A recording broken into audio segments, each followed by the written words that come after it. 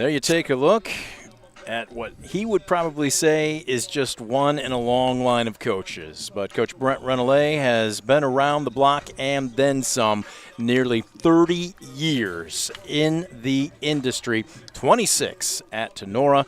And again, as we get set for pregame here, the Bob Estel Chevrolet Cadillac pregame show is on the air live from Tinora as the Rams getting set to host the Bryan Golden Bears. Brent Balbinot alongside Scoop Miller.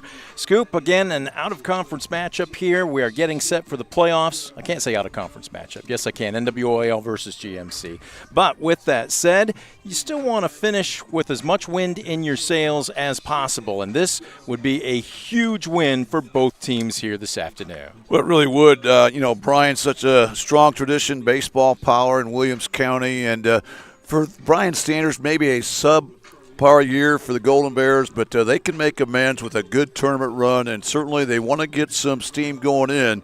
No better way to do it than to knock off a very good storied program in the Tinora Rams right here in Jewell, Ohio. Well, and both of these teams trying to make up some lost games due to the weather. There you see a smile. He's not used to the camera being on him, but this guy has got some stories to tell, and with it, one of, is it fair to call him a living legend? I know that if he were watching this right now, he would probably snort and have a few comments, but when he took this program over, it was in the throes of really just the need of a complete overhaul. 26 seasons as the head coach at Tinora, started in 1999, 29 total years coaching, that including to Delta as well as Tinora. How about an overall record of 440 wins against 191 losses? His total coaching record between both teams, 477 and 219, a GMC record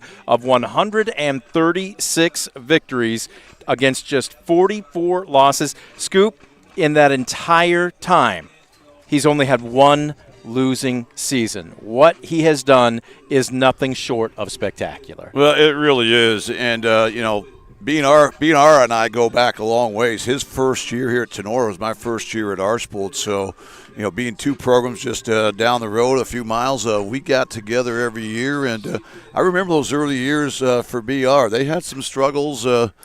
I won't be reminiscent to bring up the fact that we knocked off those guys 20-1 in one of our first encounters.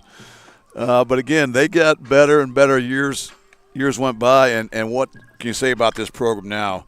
They've already locked up their sixth GMC title in the last 9 seasons. They can possibly get that outright if Wayne Trace were to lose to Antwerp on Saturday. But again, what they've done with this program, what BR has done, just truly incredible.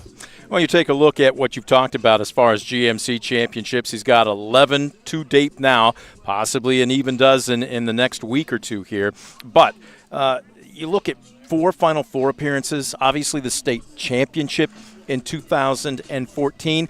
And I'm looking around here, a fantastic facility with turf on the infield, and it's literally hiding in the middle of the Northwest Ohio cornfields. I know we talk about Defiance, and understandably so, but about 10 minutes across town up Dahmersville Road, they also play some pretty good baseball here at Tinora.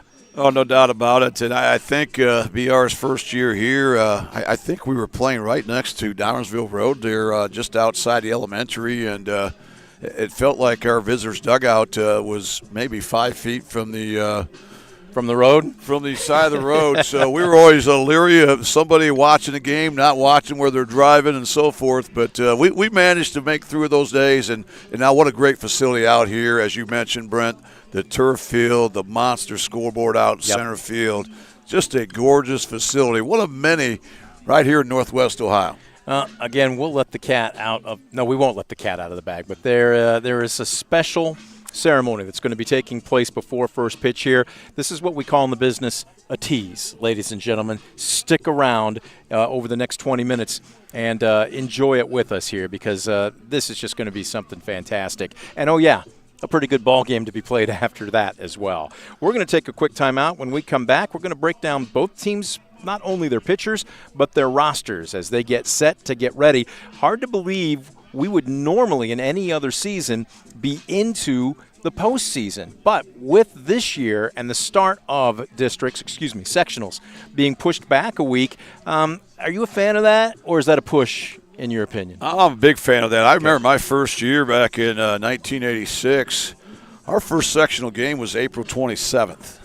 And you still have a big chunk of your regular season left ahead. So, boy, heaven forbid you're an early exit, but you're still playing league games and so forth. Just didn't seem right, especially coming from Indiana, where our sectional tournament started on Memorial Day. So I've always been big, especially the fact here in Northwest Ohio, you may not get a handful of nice weather days like we have here today until you get into the middle of May. So I'm all for that, pushing it back. And if your season runs long into June, that's a great problem to have.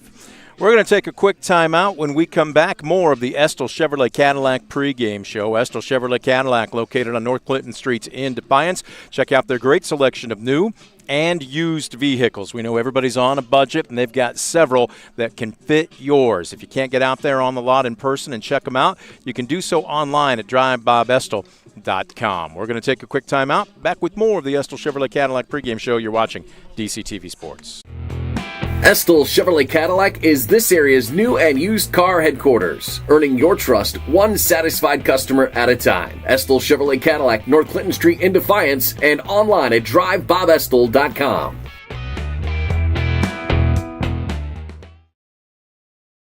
For the past 70 years, Midwest Community Federal Credit Union has been your financial partner, helping you achieve your dreams and secure your future. Midwest Community Federal Credit Union, with locations in Defiance, Bryan, and Napoleon. Find out more at midwestcommunity.org.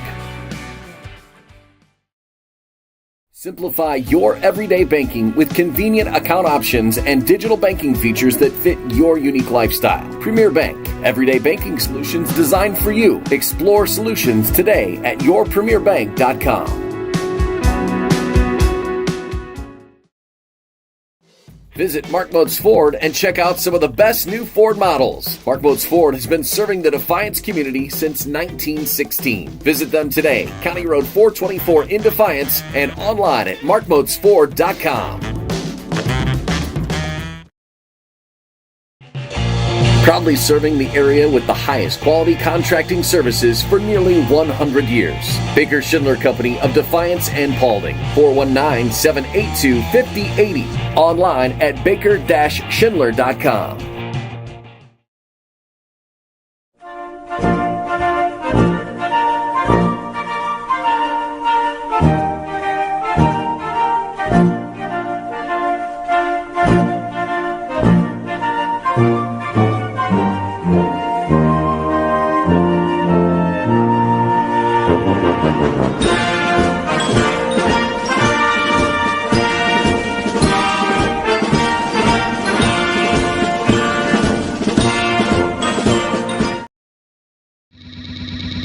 Brunswick Eye and Contact Lens Center. Personalized service and quality products in a friendly and caring atmosphere. Schedule your appointment today. Brunswick Eye and Contact Lens Center. Stadium Drive in Defiance and online at visionsource-brunswickeye.com.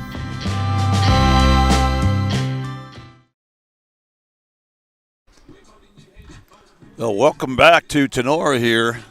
As our pregame show will continue, we have a dandy on tap here this afternoon. The Bryan Golden Bears, with a 9-12 record, come in to take on the Tinora Rams. The Rams sitting at 15-4. But one thing about these two programs, strong baseball traditions, and both can say they have state championship banners hanging here at their respective schools. Of course, the Rams back in 2014 came up with their first ever state championship. The fourth time in a row the Rams made it to the Final Four. They made it stand with an impressive win in that state championship game as they beat Newark Catholic 4-3 after beating Crestview 4-3 in the state semis. And, of course, Bryan, their state championship came back in 1975.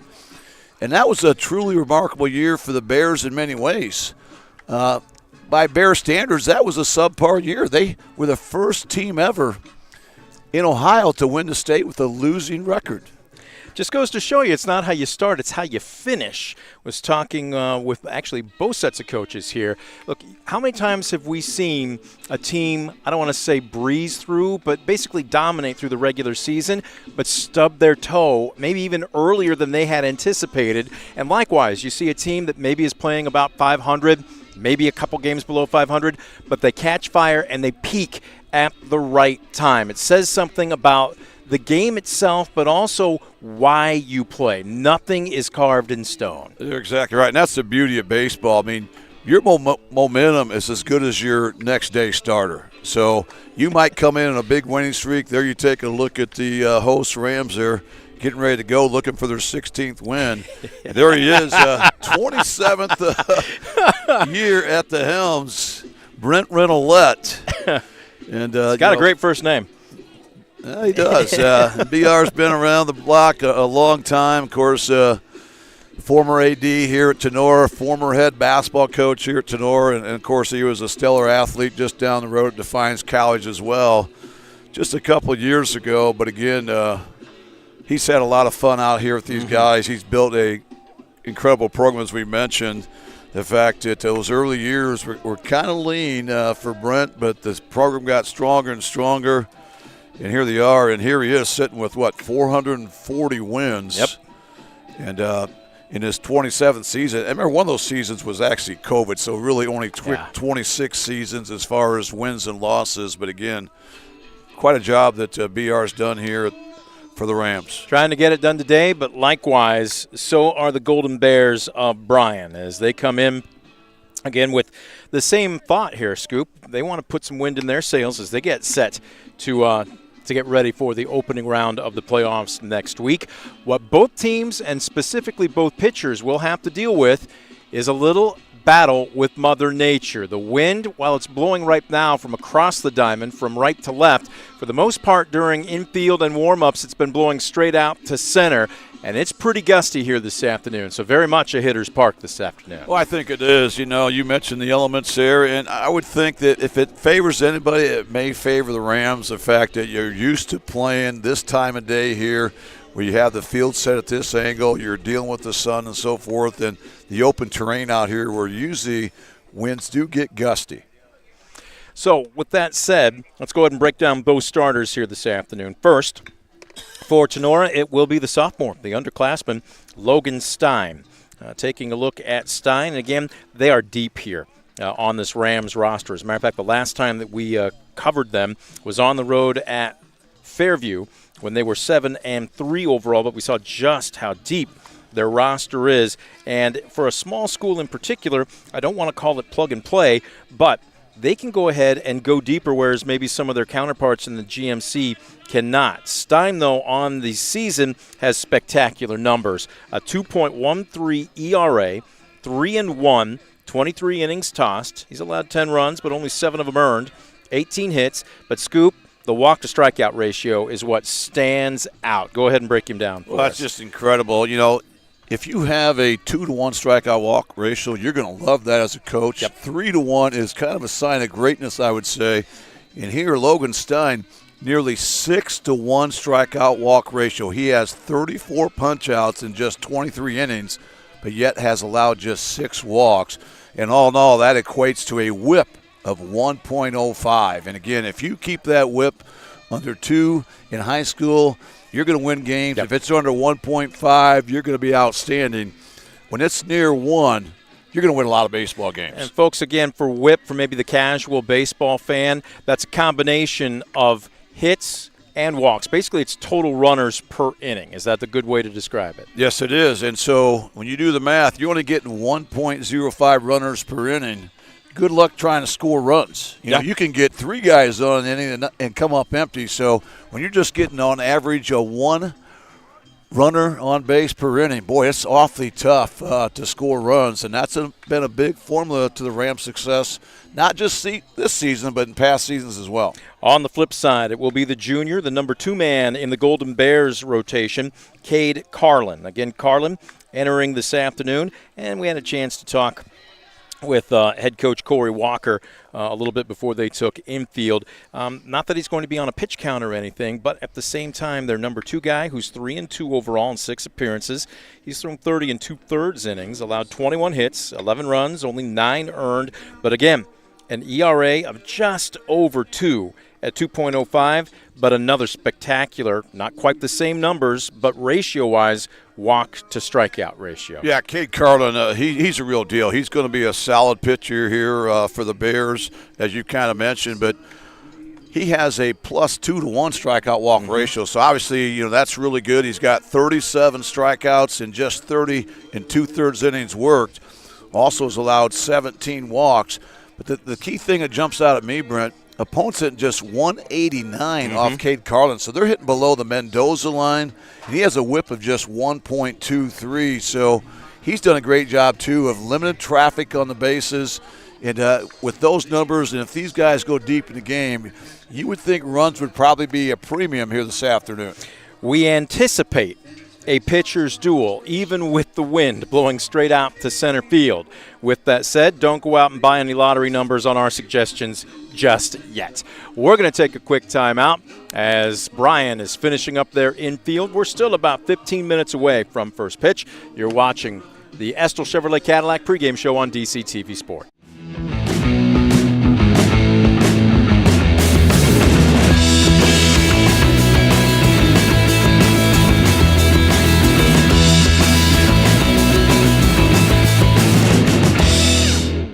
At Arthur Law Firm, we understand how overwhelming life can be after being seriously injured in a car accident. With over 50 years of experience, Arthur Law Firm has a track record of getting the results you deserve. When you don't know where to turn, get answers with Arthur. Call us today.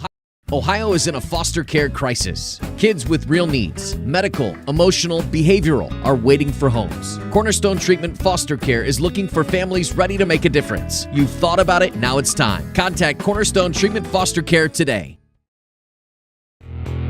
Estill Chevrolet Cadillac is this area's new and used car headquarters, earning your trust one satisfied customer at a time. Estill Chevrolet Cadillac, North Clinton Street in Defiance, and online at drivebobestill.com.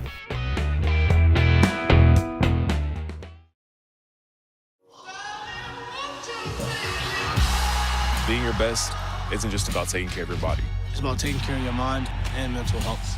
Find the resources you need to make your mental health a priority. Love your mind. For the past 70 years, Midwest Community Federal Credit Union has been your financial partner, helping you achieve your dreams and secure your future. Midwest Community Federal Credit Union, with locations in Defiance, Bryan, and Napoleon. Find out more at midwestcommunity.org.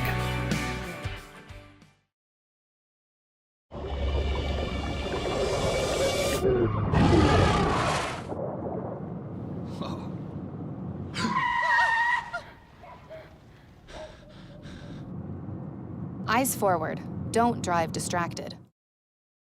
Simplify your everyday banking with convenient account options and digital banking features that fit your unique lifestyle. Premier Bank, everyday banking solutions designed for you. Explore solutions today at yourpremierbank.com.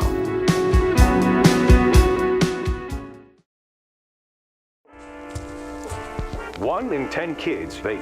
Each vape pod can contain the same amount of nicotine as a pack of cigarettes. The health class film guy isn't the best person to talk to your kid about vaping. Got a few minutes? You are. Talk to your child about vaping today. Visit Mark Moats Ford and check out some of the best new Ford models. Mark Moats Ford has been serving the Defiance community since 1916. Visit them today, County Road 424 in Defiance, and online at markmoatsford.com. For decades, I've taught you everything I know. But only you can prevent wildfires.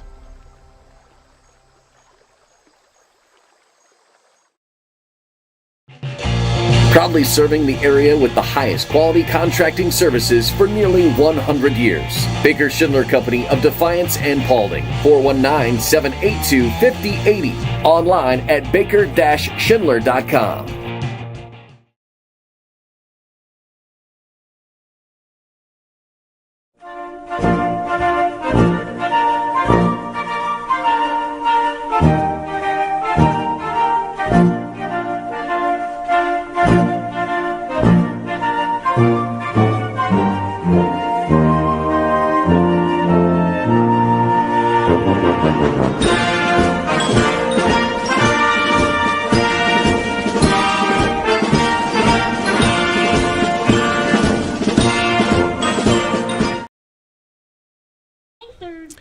Back at Tinora, Brent Balbinot alongside Scoop Miller as we are getting set to put the finishing touches on the Estill Chevrolet Cadillac pregame show. We'll get you the Baker Schindler Company starting lineups in just a second as both teams are out and lining up down their respective baselines for the national anthem, which is brought to you today by your sponsor, the Defiance County Veterans Office. Proud to support local veterans and their families, connecting them with resources available to them. If you would like more information about what might be available to you, give their office a call at 419-782-6861. 419-782-6861. Getting a good look from our center field cam. And now, time for the Star Spangled Banner.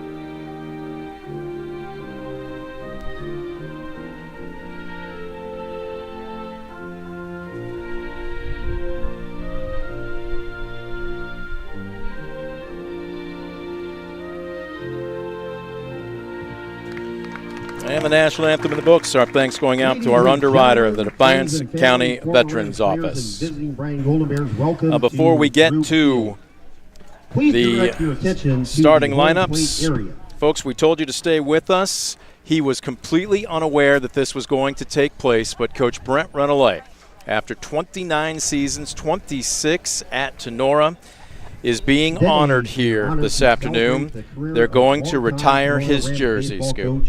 What an incredible honor for BR here this afternoon, and hard to believe they kept a secret in a small town like this for so long, but giving credit here, a great turnout by both the Bryan and Tinora communities here this afternoon. So on this day, let's listen in to the public address announcer, 2025, Mr. Brown, we will retire making Coach the official announcement. And the look on his face, I'm guessing he hasn't been surprised very often, but this is one of those moments.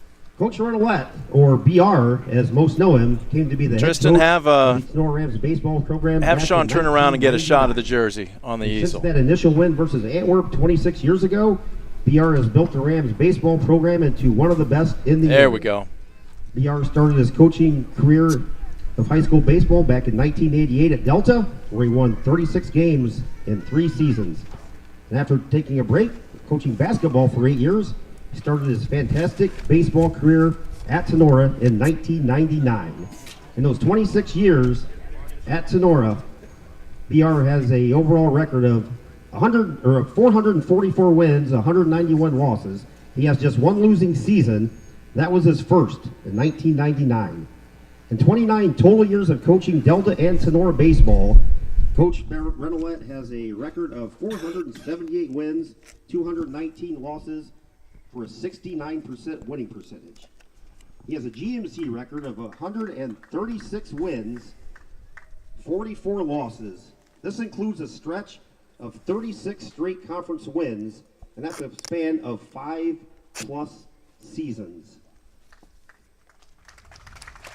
A well-deserved round of applause. Career win 400 back on May 1st, 2021 versus Patrick Henry.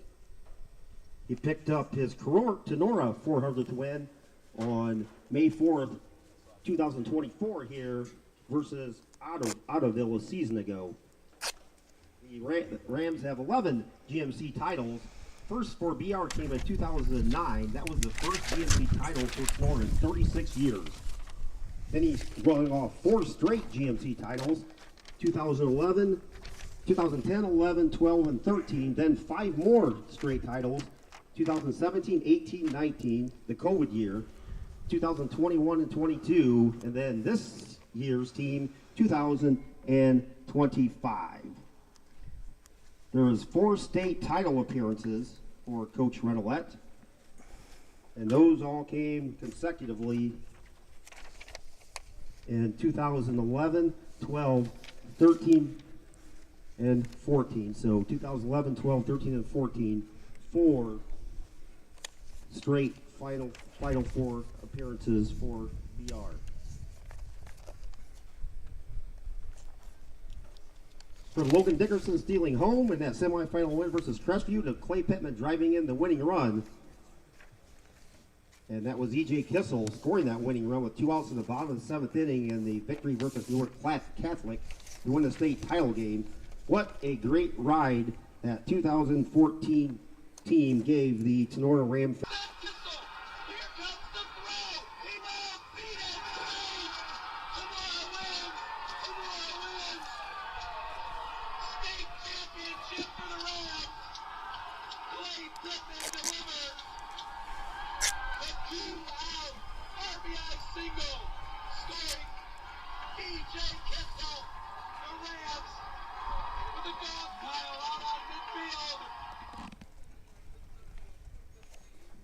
So congratulations to BR. The man they're referring to as BR, he's going down memory lane right there, Scoop. Yeah, that's got to be an emotional moment. They just played that final game-winning hit against Newark Catholic. E.J. Kissel came up big with the RBI single to win it in walk-off fashion. Congratulations to BR. As we mentioned earlier, the 4th consecutive trip by the Rams to the Final Four, and they got it done in that 2014 season. What an accomplishment. That's one they'll be talking about forever here in Ram Country. Standing ovation, and deservedly so, for Coach Renolais. And we were told he had no idea this was coming, but his jersey being retired. And there you take a look at it. All smiles. Well-deserved for basically a coaching career of great distinguishment. Yes, and he'll be the first to tell you you do that with great players. Absolutely. But, of course, you have to develop those great players as well. So it's quite an accomplishment for BR, and nice to see so many former players here in attendance this afternoon as well. I'm sure he would also tell you don't get it done without great assistance. No one man can do it and by himself. But being recognized here this afternoon for 29 years total, 26 here at Tinora, and the rest of the Rams lining up behind Coach Renolais' jersey, which is now going to be officially retired.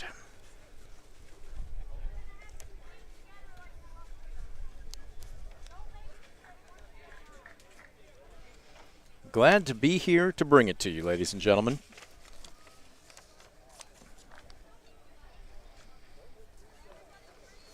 For posterity's sake. Both Coach, all of those players, and us here as well won't forget today.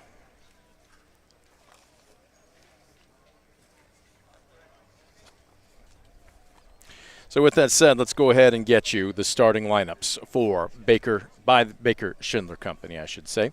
Proudly serving the area with the highest quality contracting services for nearly 100 years. Baker Schindler Company of Defiance and Paulding. Baker-Schindler.com. Don't get left out. There we go. So with the pictures being taken, let's go ahead and give you the starting lineup for the visiting Bryan Golden Bears. This is who they will send to the plate.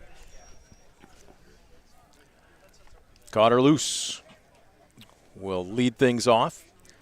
Luce, again, 64 at-bats on the season, hitting .400 as the leadoff man. Check that, .297 as the leadoff man, an on-base percentage of .400. Cade Carlin will be the starting pitcher. He will bat in the 2-hole. Carlin hitting a healthy .319. In the 3 spot, it will be Carter Dominic. Dominic will be your first baseman this afternoon. Dominic hitting .355. He's also got some speed as he's got 3 stolen bases. He's got 10 RBI. That ties him for the lead on the team. Cam Bukowski will be your catcher. He'll hit 4th. Jacob Uran will bat 5th. Hunter Watson will hit 6th. Tucker Miller finally back after injury. He's missed a good chunk of the season. He'll be your second baseman, batting 7th. Elijah Fry, roaming the green, will bat 8th. And Mason Welling, your center fielder, will hit 9th. Let's take a look at the defense that the Rams will send to the floors. I'm looking at Coach Renoulet right now. And, Coach, again, Scoop, you can see him right there. I think this one really did get to him. He's keeping the tear ducts on simmer right now. But even the men in blue, obviously, again, the visiting coach, Corey Walker, all giving him their well wishes. And if to use one of my uncle's phrases, I think he might be a little verklempt right now, just kind of taking it all in. What a great honor. Yeah, it really is. And I hate to mention it, but BR got one of those 444 wins when Corey Walker was a sophomore at Archbold. I hate to say it, he should only have 443 wins right now, not 444. But no, what a great honor for BR, and he's certainly very, very deserving of that distinction. Let's go in again. We saw him flash up there. Bring him up again there, Ryan. Let's give the Tinora defense. So as we mentioned, the sophomore Logan Stein on the bump. Stein with just tremendous statistics as an underclassman, but an ERA of 2.13 and a strikeout ratio of nearly 6-1. Only 6 walks all season long against 34 punchouts. He will deal to the other half of the battery, senior Alec Schablin, I should say. And talking with the coaches before that Fairview game, they all said the same thing. Schablin is this year's alpha. He's the guy that will run things if, say, the coaches weren't on board and everybody would get behind. They are senior dominated here, though. From left to right on the infield, it goes senior, sophomore, senior, senior. Adam Spichala at 3rd, Owen Farrell at short, Mason McQuillan at 2nd, and Parker Hancock at 1st. It goes junior, freshman, senior from left to right in the green. Aiden Mosier, Owen Reynolds, and Trenton DeLarber. After all of that, it's time for baseball. Boy, and the wind is really picking up. We are sitting outside today, and good thing we've got a huge roll of gaffer's tape because I may be using all of it before the afternoon is over with. My goodness. Right now it has moved, so it's no longer basically I should say no longer straight out to center field, but it's more across the diamond from right to left. But, Scoop, I think it's fair to say, regardless of which way it's blowing, it's a little gusty and might give the outfielders a little bit of an issue here this afternoon. I don't think there's going to be any such thing as a routine fly ball today. I believe you're right. I don't think it's going to matter if it's infield or outfield. Anything up in that jet stream's really the wind's going to do some tricks to it, so you really have to stay locked in. It's always important. That's why you teach your guys. You run everything out hard. You cannot assume there's going to be out that's going to be had. Try to run hard, put a little pressure in that defense. This will be one of those games where, if you allow an extra out, you run yourself out inning. That could be the difference in a game between two teams that know a lot about winning baseball games. Stein finishing his warm-ups. He's got 2 more before we go ahead and hear play ball being yelled.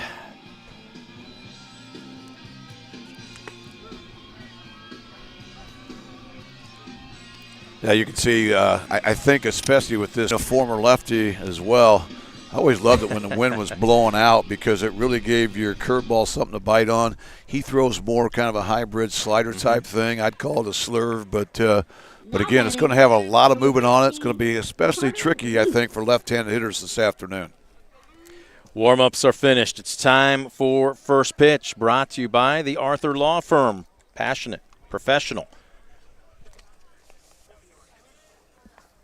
Check them out at arthurlawfirm.com.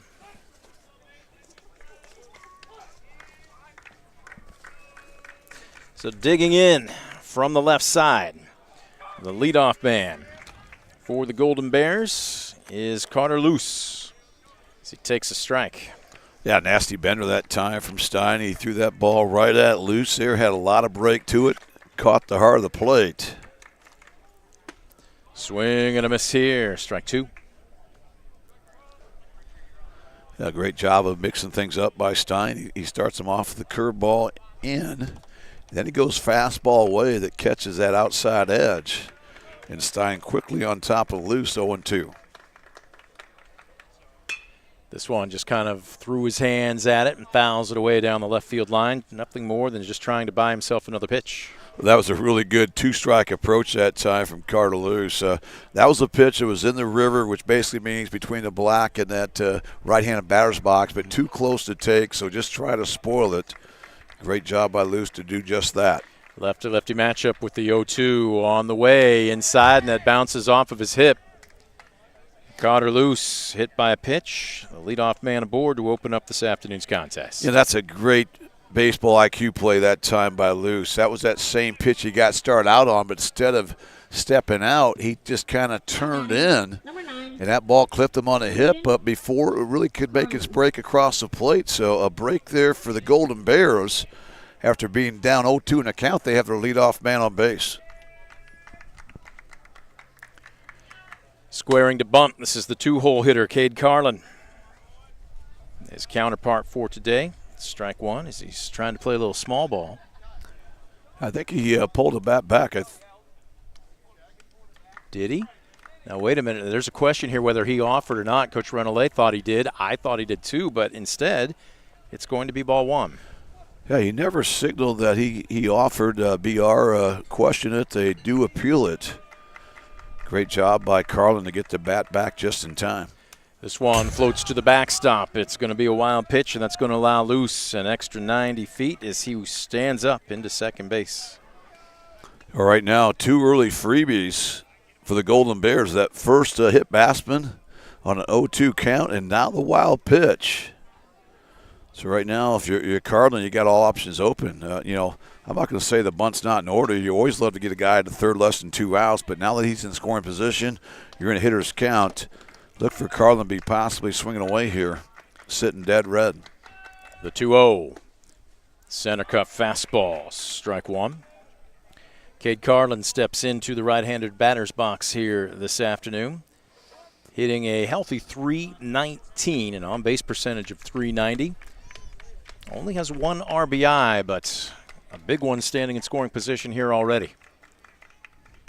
Slightly open stance as the lefty deals, sidearm, and boy, that's just a tremendous job out of his crouch by Alex Schaublen to keep that one in front of him. Yeah, great play by Schaublen. That ball nearly plucked Cade Carlin. He had to jump out of the way, but somehow Schaublen got over, was able to keep that ball in his glove, prevents the advancement of Luce to third base. Out of the stretch from the letters, fouled straight back, and the count now full. They do not have the dimensions posted here at Tinora's baseball field, but I'm going to guess for the most part pretty much standard, maybe not quite as deep the straightaway center field as some other parks, but I'm guessing you're probably 330, 335, 350 to 360 in the alleys, and what would you say it is a straightaway center? I'd say it's probably 375 straight away. This is not really a deep high school park, probably close to 300 down each the right and left field foul poles there down the line. I walked it today to help the center field camera. It felt like 345, I can tell you. Maybe I need to get to the gym a little bit more. Fouled away. We'll do it again. 3-2. Stein checks the runner at second. Comes home. This round to Larber's on it. Are they going to go ahead and wave the runner? No. They will hold Luce up at third. Nice piece of hitting by Cade Carlin to keep his hands inside that baseball. And for the most part, he just kind of tomahawked that ball to the opposite field. Well, another great piece of two-strike hitting by the Golden Bears, this time by Carlin. He's able to just take that ball the other way. Didn't try to do too much. Again, I really like what he's doing. We saw that with Luce fighting off a tough 0-2 pitch in his at-bat before getting hit by the pitch. There's a great piece of hitting there by the junior Cade Carlin. So the first two aboard here for Bryan, and they're going to send the runner. There will be a throw down to second base. The play is not in time. And how about that, Scoop? Are you surprised they didn't send Luce on the throw down to second? Well, I think the fact there's no outs, they didn't want to just go straight double steal, and they didn't get a good read whether the middle infield was going to cut that off. So now 2 runners in scoring position. And you definitely don't want to take the bat out of Carter Dominic's hand. No. Here's a guy that was Player of the Year last year in the NWOL as a junior. Takes in the cellar here, 1-1. Well, he's picked up where he's left off last season, Scoop, hitting .355 coming into today's contest. But that on-base percentage, .468, and tied for the lead on the team with 10 RBI. He's got a golden opportunity to give his team an early lead here, looking at a 1-1 count. Stein from the stretch. Swing and a miss. Snap throw down to third. Spichala lays the tag down, but Luce is back in time. When you have a veteran like Schablin behind the dish here, you're not hesitant to back pick, especially in this scenario where you got second and third, no one out. Boy, that could have been a big play there for that Ram defense if they could have come up with that pick at third base. But Luce in under the tag. Right now, here's where Stein could help himself out with a strikeout. The infield is back. They'll trade the run for an out as this one fouled back. He's been ahead of all 3 hitters so far, Scoop. He just hasn't been able to put any of them away, at least yet. Well, credit Bryan. Their 2-strike approach has been very good. Mm-hmm. Stein's had all 3 Bryan hitters in 2-strike counts, but yet Bears yet to give up an out. Oh, backdoored him with a beautiful slider, and that's a called third strike for the first Premier Bank strikeout of the afternoon. That's a tremendous pitch by Stein. We talked about it's really not that 12-6 curveball. It's that slider slurve, and that time you could not have put that in a better spot. That started out just inside the left-hander's batter's box, but it had plenty of break on it. It certainly caught the outer third. Big punch out to retire Carter Dominic. If Stein can get that working, he's going to be awfully tough this afternoon. 1 down, still runners at second and third. Junior catcher Cam Bukowski digs in from the right side and takes the same pitch for strike 1. Well, there it is. And again, I think the fact he's left-handed, the wind blowing out, it's certainly going to help get some bite on that breaking ball, which really is moving a ton as far as lateral movement. The 0-1. Stein deals. Bunt popped up. Foul territory down the first base line. Not playable.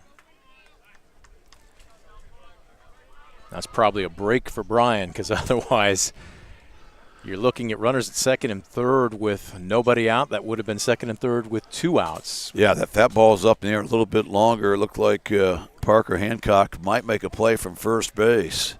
Instead, right now, be situational. The infield is deep. A ground ball up the middle to the right side, or even a healthy fly ball, certainly going to score a run right here. Bukowski is shortening up on the swing as he being Stein elevates, but well out of the strike zone. I told him that I would give him credit, and so I'm going to. But when you think about today's game versus the baseline hitting approach by Coach Walker and Bryan, he said when we get to 2 strikes, we will shorten up, we will open up. You don't hear that so much anymore, even at the prep level, certainly the college level. Is this one fouled away?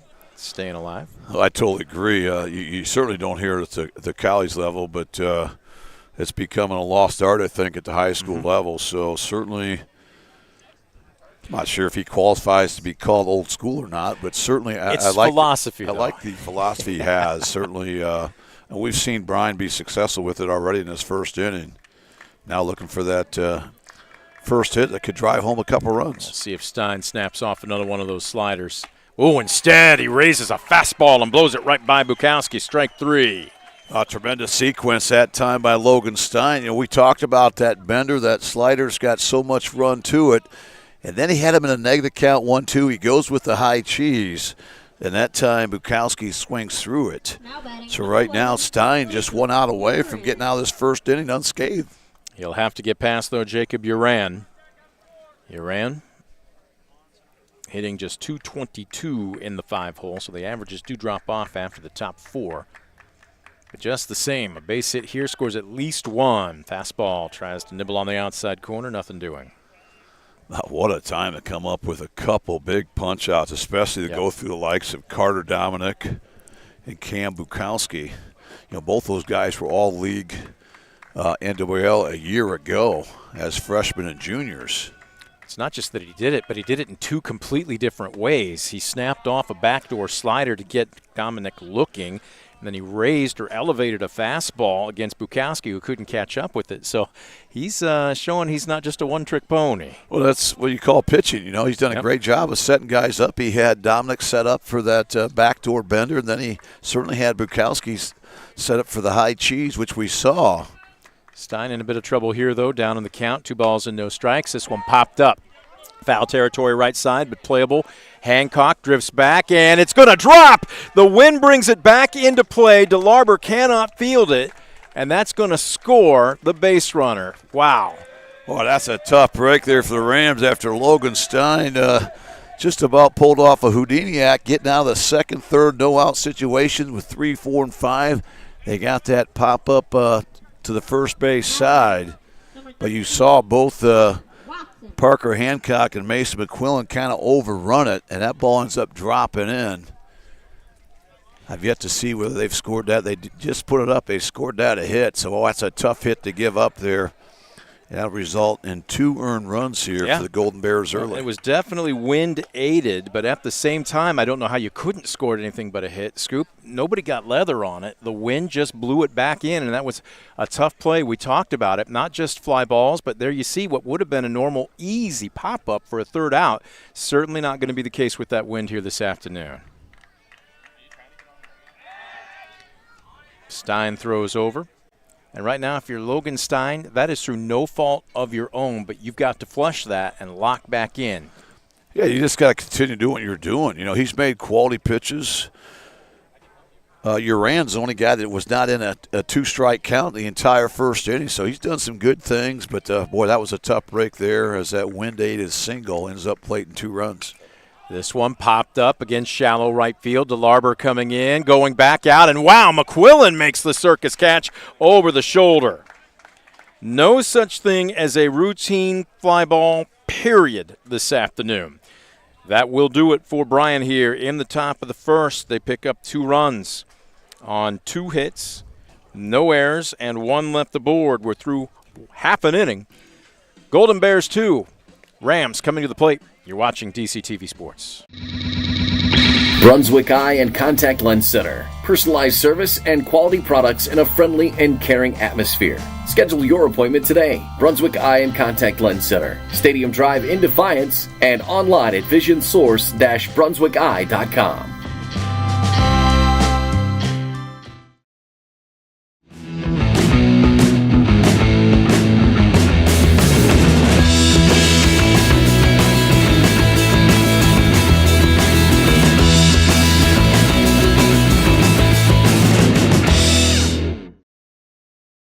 In life, unexpected challenges can test us.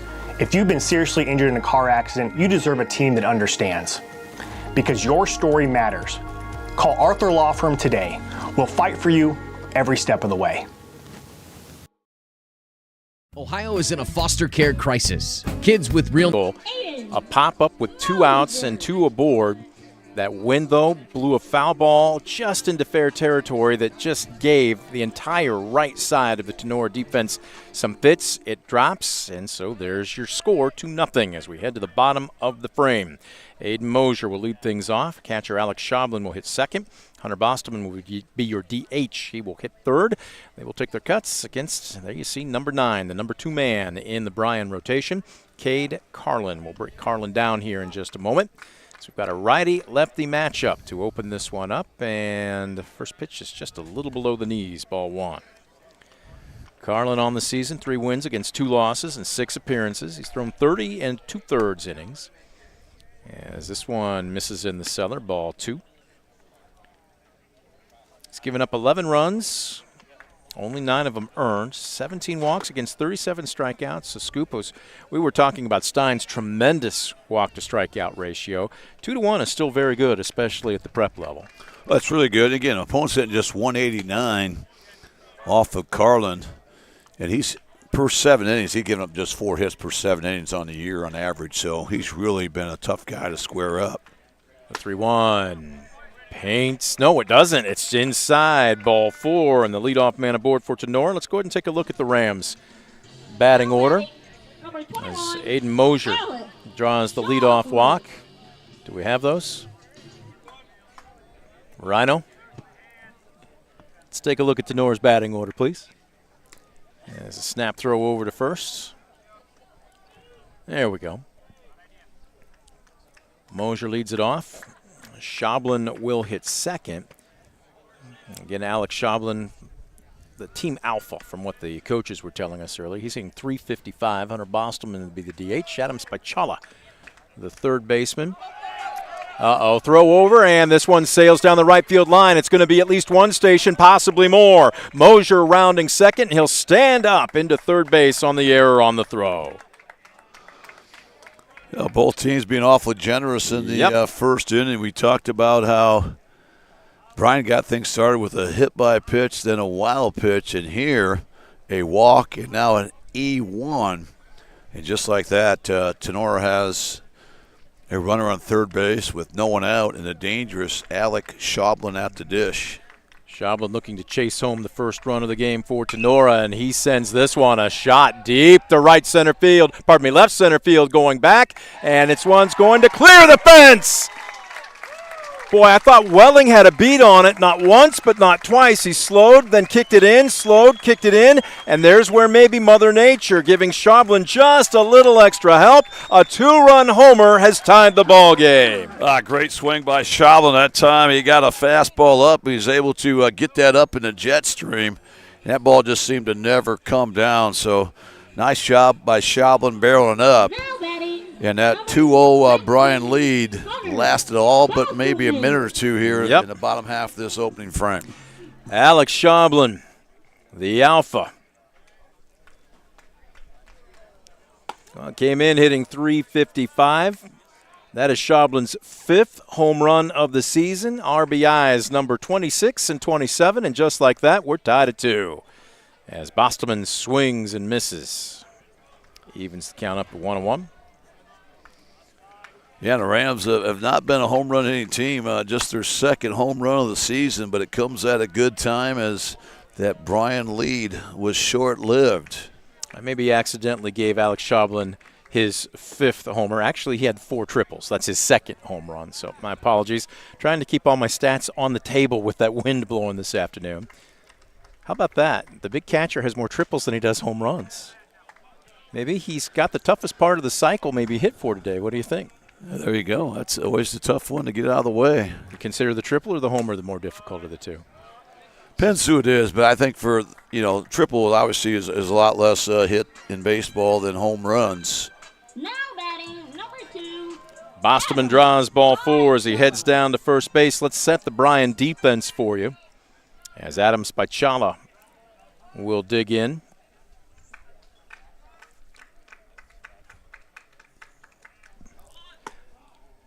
This one misses just a little bit low. Again, defensively for Bryan here. If we've got it, let's bring it up.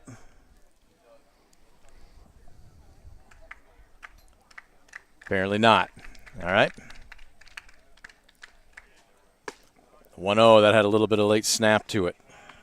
And right there is where Carlin needs to live. He needs to keep that baseball down, use this turf to his advantage, try to induce a lot of ground balls. We're going to get a true hop, especially in a situation like this with a double plays in order. There we go. Now we got it up. Again, we mentioned Carlin on the bump. Cam Bukowski, the sophomore. Behind the plate, from left to right on the infield, it goes junior freshman, junior senior. Carter Luce, Hunter Watson, Tucker Miller, Carter Dominic, from left to right in the green. Senior, senior, senior. Hunter Muhlfeld, Mason Welling, and Elijah Fry. There's the 1-2. Off the mark, 2-2. Yeah, right now, Carlin really struggling with command. He's fallen behind every Tinora hitter in this opening frame. Runner bluffs going. Late decision to swing that time by Spichala, and he's a Premier Bank strikeout victim. Yeah, good-looking changeup that time by Carlin. Nice to see him have the confidence to throw that in a 2-2 count. And a big first out for that Golden Bear defense. Mason McQuillan will dig in from the right side. Carlin's still not out of the jam. Boy, that had some nasty spin to it. And there is the pitch that I think what the Bryan coaching staff was telling us is his out pitch. Yeah, again, that ball moves laterally, really strong away from those right-handed hitters. Brings a sinking fastball there. He's not going to overpower you with the heater, around 80 to 82, but he will mix it in. And you saw right there when you get the hitters guessing, McQuillan wasn't anticipating that one, and he took a pitch that he would normally take a cut at. No balls and 2 strikes. And again, he kept at the knees. That's where he has to make his living. This one elevates, and he got away with one as a late swing fouled away by a cue.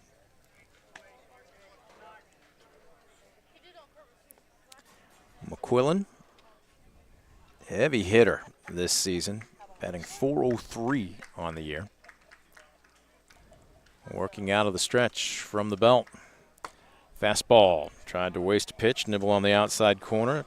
Good take by McQuillan. It was a good take, but also a good spot there by Carlin. You're up 0-2, so you try to get that wide strike. You go out in the river, doesn't get the call, clearly off the plate. Runner goes, reaching out. This one popped up into shallow right field. It's going to be trouble for Fry. And there's the hole that was vacated by the second baseman Miller as he went to the bag to cover. Don't tell me baseball isn't a game of chess. That is tremendous execution. Well, you're right. If he stays home, that's an easy inning double play. Instead, it's going to be a punch and Judy single. Yeah, I mean, that's the cheapest hit you're going to see, but it's going to be a line drive in the scorebook. So right now, the Rams threatening to take the lead back after surrendering 2 quick runs to the Bears just moments ago.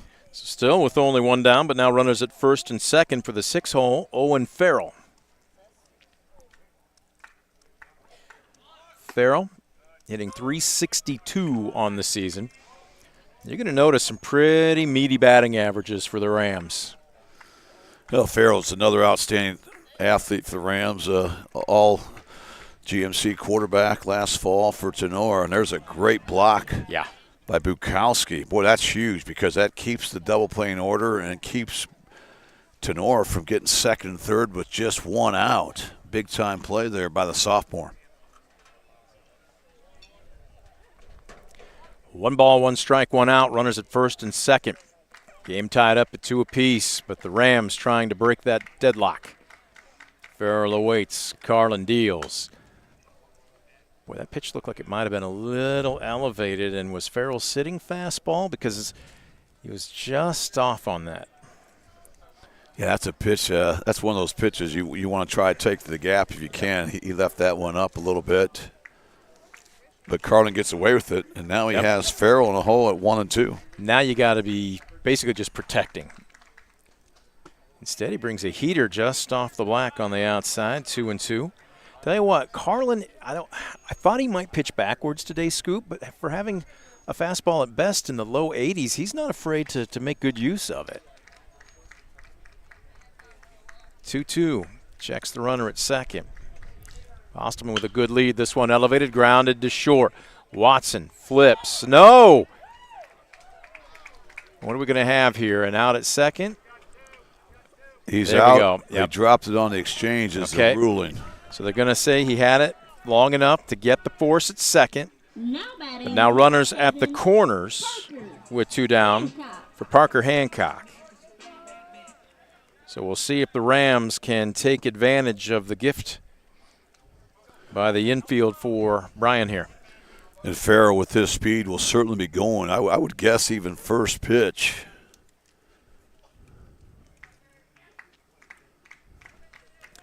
Farrell. And they're thinking the same thing as they throw over.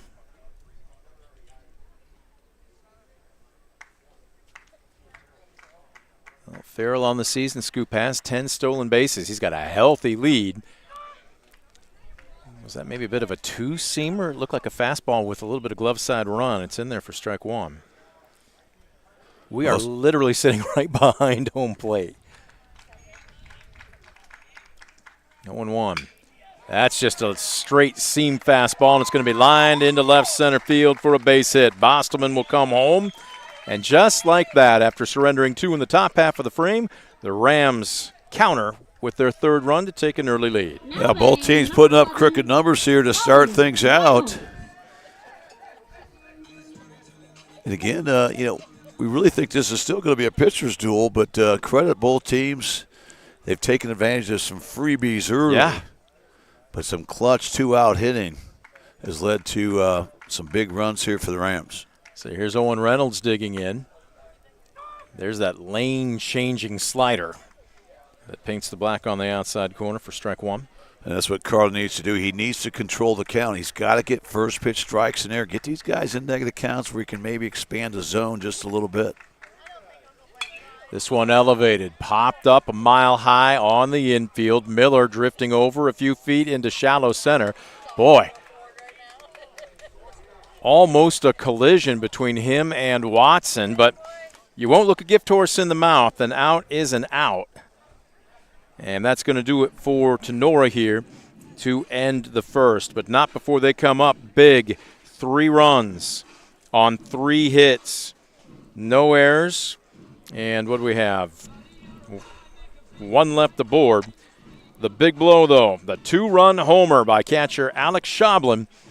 We'll head to the top of the second. Rams 3, Golden Bears 2. You're watching DCTV Sports. For the past 70 years, Midwest Community Federal Credit Union has been your financial partner, helping you achieve your dreams and secure your future. Midwest Community Federal Credit Union, with locations in Defiance, Bryan, and Napoleon. Find out more at midwestcommunity.org.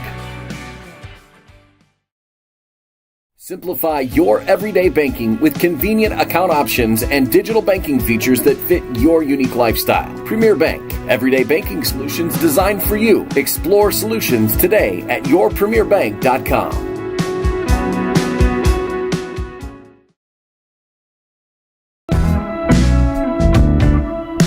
Visit Mark Moats Ford and check out some of the best new Ford models. Mark Moats Ford has been serving the Defiance community since 1916. Visit them today, County Road 424 in Defiance, and online at markmoatsford.com.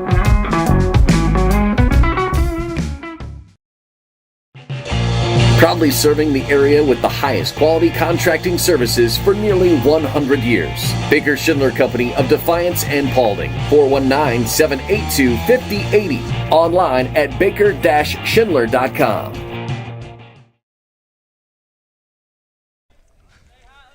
Top of the second, we welcome you back to Tinora. There you get a good look at the backside of Coach Corey Walker. He might say that's his best side. I don't know. But his team's 2-0 lead proved to be short-lived as the Golden Bears surrender 3 in the bottom of the first. So Logan Stein takes the bump with an early lead. He'll deal to the bottom of the order. Tucker Miller, Elijah Fry, and Mason Welling. Well, if you're Logan Stein, now you need that shutdown inning. After spotting the Bears a couple of runs, the offense comes back. There's a nasty bender. Just missed. Tried to backside him, but just came around the edge there. Boy, that's a tough pitch. Again, well located. When you're up 0-1, you can certainly nibble on the black there. Tucker Miller hitting .286 on the season. He's missed a good chunk of the year as he sends a ground ball deep in the hole at short, and show us your arm, Owen Farrell. What a cannon for out number 1. Tremendous play that time by Farrell. That was not going to be an easy play. He could not really charge that baseball, had to stay back, was hitting the hole just enough, but wow, you talk about showcasing the arm. That time the sophomore threw a pill across the infield to retire Tucker Miller. Big first out for this Ram defense. It was a well-placed but not particularly hard-hit ground ball. When he fielded it on the extra hop, I thought this could be trouble, but man, that was a pill moving across the infield. 1 away. Here's Elijah Fry digging in. First pitch swinging. So that may be I don't want to call that a true change, but maybe like a 3/4 fastball or a little something off the heater. Yeah, it certainly looked like a change. He really did a great job of taking something off there, kind of disrupting the timing, but another first pitch strike for Stein. Something he's done really well here in the first 2 frames. Fry enters tonight's contest hitting .333. On base percentage of .455. He's got a handful of walks.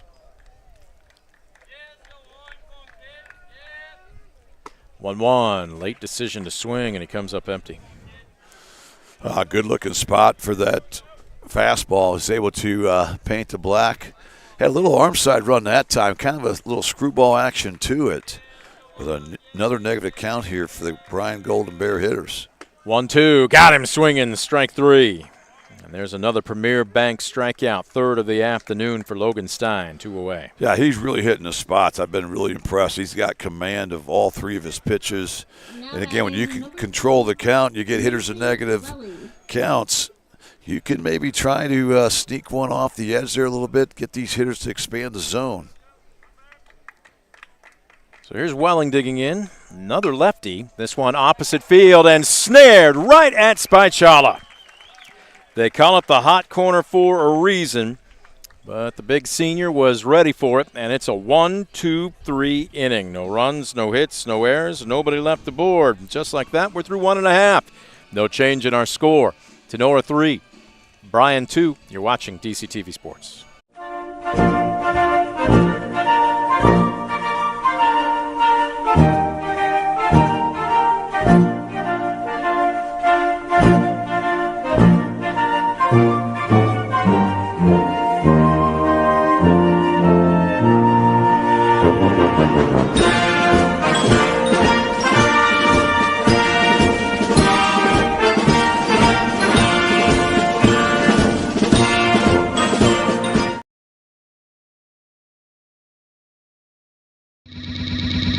Brunswick Eye and Contact Lens Center. Personalized service and quality products in a friendly and caring atmosphere. Schedule your appointment today. Brunswick Eye and Contact Lens Center. Stadium Drive in Defiance and online at visionsource-brunswickeye.com.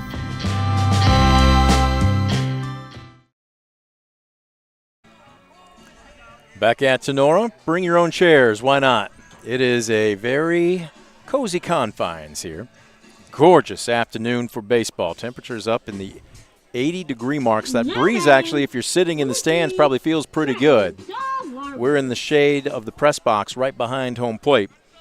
Out in the heat of the afternoon, finishing his warm-ups, junior right-hander Cade Martin for Bryan as first pitch popped up.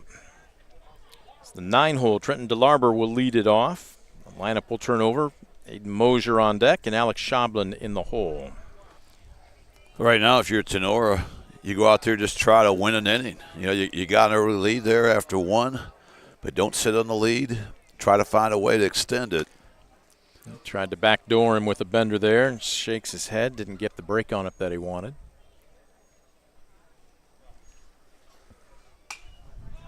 This one fouled away. Left side, out of play. So 1 ball and 2 strikes. Now if you're DeLarber, we've seen what that lane-changing slider does away from righties. Whoa, and this one airmailed to the backstop. Scoop, I was about to say, do you be looking for that slider again? Because that thing would cut right in underneath the hands of a left-handed hitter.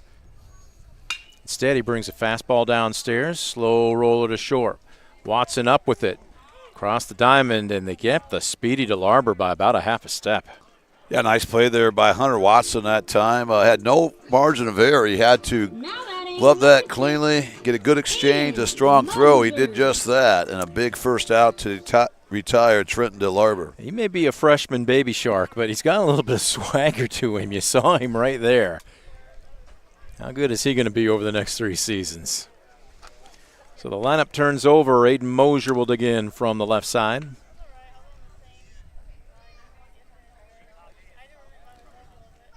Mosier, no official at bat as he drew a walk to lead off the inning. Went around to third on an error on a pickoff throw by Carlin. It wasn't just 60, it wasn't just 90, it was 180 feet.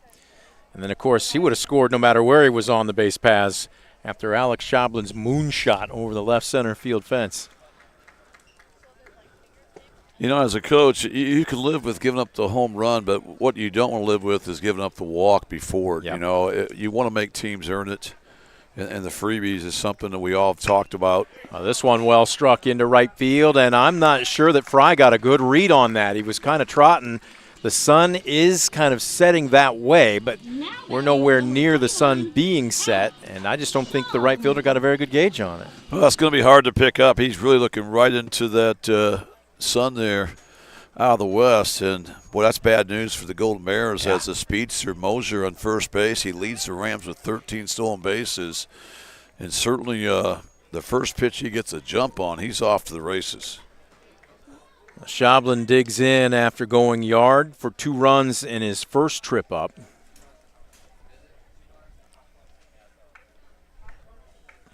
Second homer of the season. Swinging hard here, sends a high fly ball deep to right field, ranging over, battling that sun, and Fry makes the catch. Mosier will retreat. Yeah, Mosier thought about tagging. A lot of times you can do that on a routine ball that's deep to right, but today, as you mentioned, Brent, really nothing, no such thing as a routine ball, so I think he did the right thing. He got off a little bit.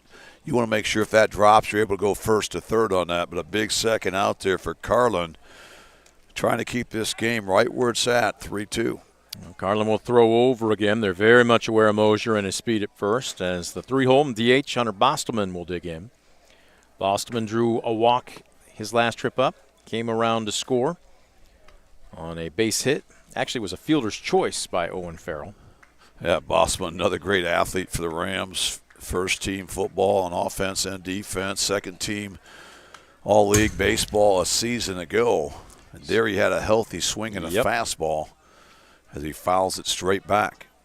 Actually, I stand corrected. It was not Owen Farrell. He reached third on the Owen Farrell fielder's choice. He came home to score on the Parker Hancock single. So, low throw over. Great pick by Dominic. If he doesn't come up with that, it's probably not just one but 2 stations. Yeah, it's again. another first to third throw, and there he goes on the pitch. Throw, my goodness, even dropping down. Carlin almost got his head taken off. I don't think Bukowski got the throw that he wanted. And that is going to be another stolen base for Mosier. Well, he's awfully quick, and that time I thought, Carlin did a good job of going with the slide step, and I thought Bukowski did a nice job. Even though it was a one-hop throw, it was on line. Just too fast. Good movement on that pitch. Strike 2. That does. That's got a lot of late movement to it. But now with 2 strikes, you got to protect. 2s are wild here in this second inning. 2-2. He did not offer. Yes, he did. Wow, okay. I didn't quite see the home plate umpire raise his arm, but he says he did. Pointed at him. And that's going to do it for Tinora here in the bottom of the second. No runs on a hit, no errors, and 1 left to board. 2 are in the books. Rams 3, Golden Bears 2. You're watching DCTV Sports. Brunswick Eye and Contact Lens Center. Personalized service and quality products in a friendly and caring atmosphere. Schedule your appointment today. Brunswick Eye and Contact Lens Center. Stadium Drive in Defiance and online at visionsource-brunswickeye.com.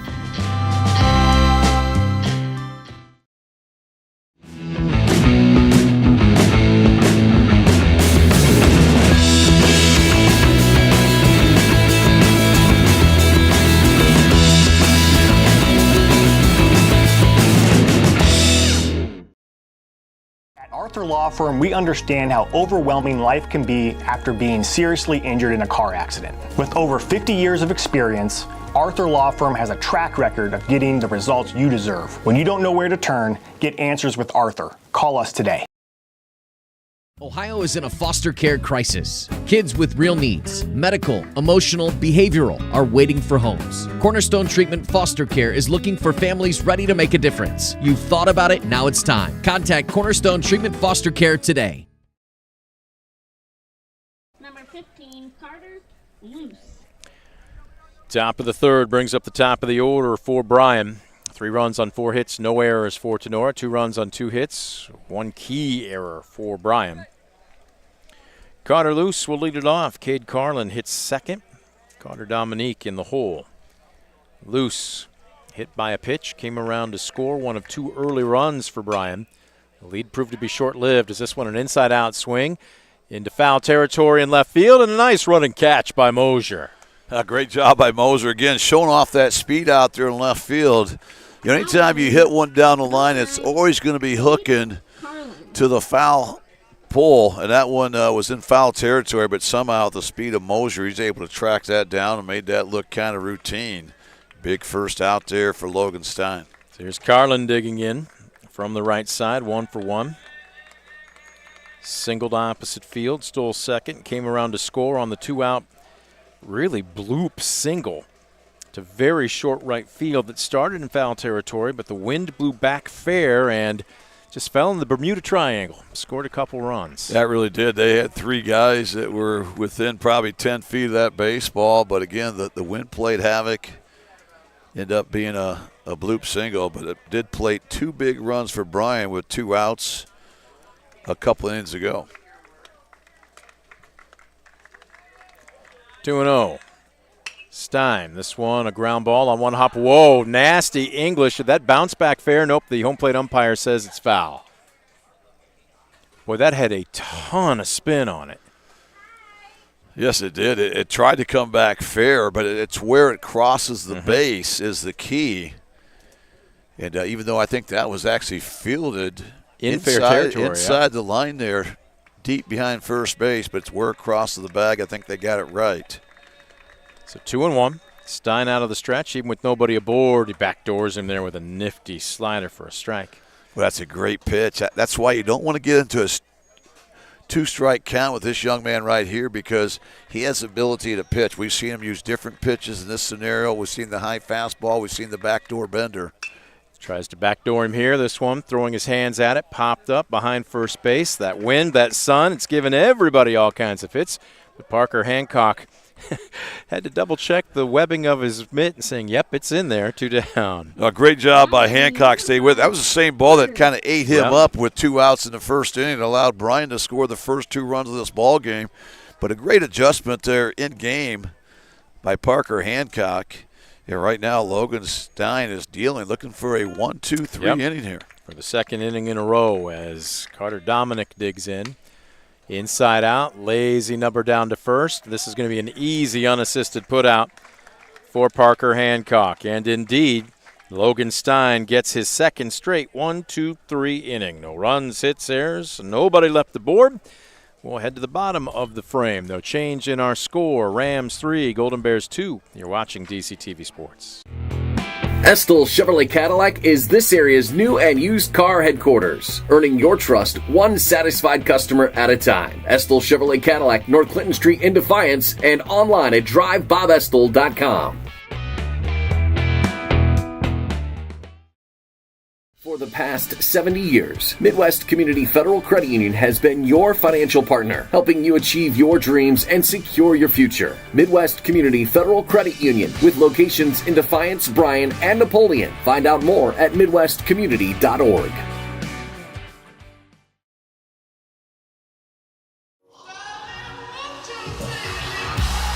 Being your best isn't just about taking care of your body. It's about taking care of your mind and mental health. Find the resources you need to make your mental health a priority. Love your mind. For the past 70 years, Midwest Community Federal Credit Union has been your financial partner, helping you achieve your dreams and secure your future. Midwest Community Federal Credit Union, with locations in Defiance, Bryan, and Napoleon. Find out more at midwestcommunity.org.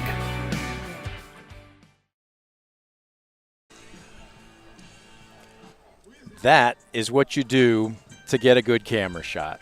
Our crew doing more than yeoman's work here this afternoon. Although we know that you've become accustomed to that top of the first base dugout camera shot here on DCTV. So getting after it. 3-2 our score, Tinora. Here in the bottom of the third, 4, 5, and 6, Bachala, McQuillan, and Farrell taking their second cuts of the afternoon against right-handed hurler Cade Carlin. Man, we're right behind home plate. I've mentioned that a couple of times here, and Carlin's fastball has got just a little bit of wiggle to it. Again, he's only probably in the lower 80s, as we've talked about, as that one was not a fastball. Bounces off the fence right in front of us. But break it down. Where would you pick him up, especially if you're a right-handed hitter? Well, we talked about for the game, I think he's a real deal because he's not dominating presence out there. Mm-hmm. I mean, he's sub 6 foot, but he's got so much movement on the pitch. Again, it's not easy to square up. So, if you're Tinora, you got to hope that he maybe misses upstairs, which we saw in that opening inning. But if he locates, boy, he's going to be a tough guy to square up. 2-2, he elevates there. This one hit high and deep to left field. Mulefield going back, and he cannot make the catch. Rounding first and standing up into second base, Spachala with the leadoff. Assuming they're going to score that a double?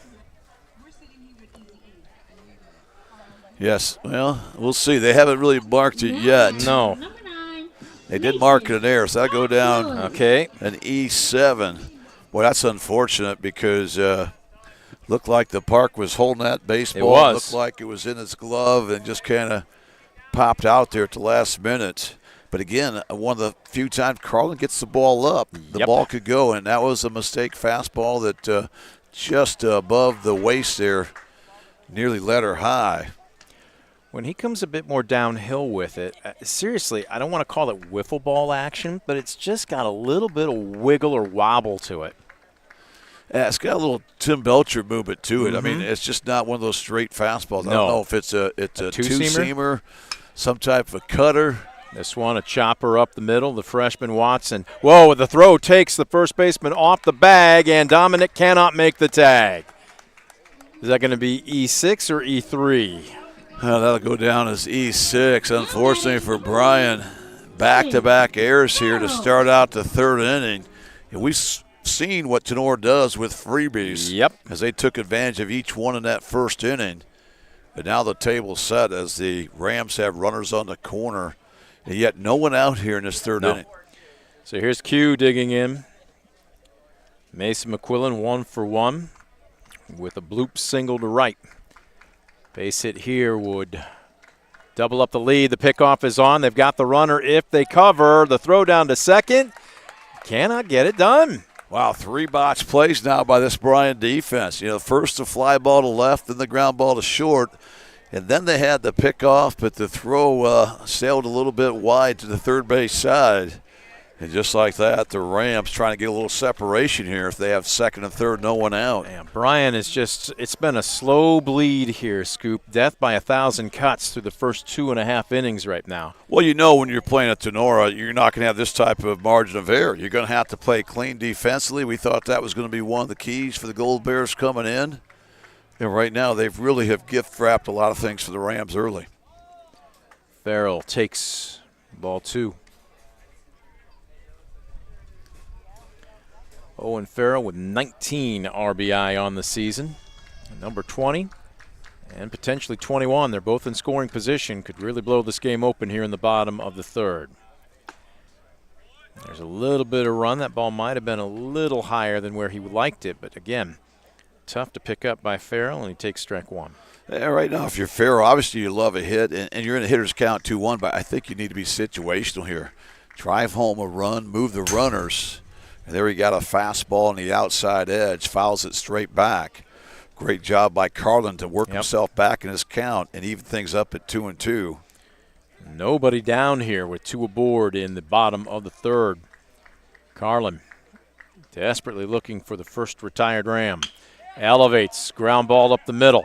Snared by Watson, long throw. They got him, but they'll trade and out for the run as Spichala comes home to score to make it 4-2 Tinora. Well, I can't stress enough what a great at-bat that was by Owen Farrell. We talked about the importance of being situational.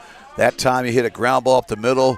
Not only scores a run, but it also moves the trail runner, Mason McQuillan, to third base with less than 2 outs. So that's going to bring the Bryan infield in, which should open up some holes on a hard-hit ground ball here by the senior Parker Hancock.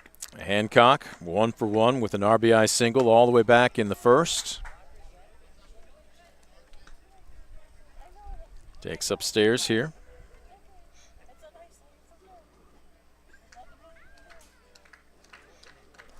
The 1-0. Carlin's had to labor here through 2 1/3. This one, high fly ball into very shallow center field. It's going to be trouble.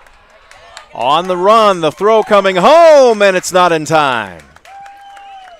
Rounding first and a heads-up base running move.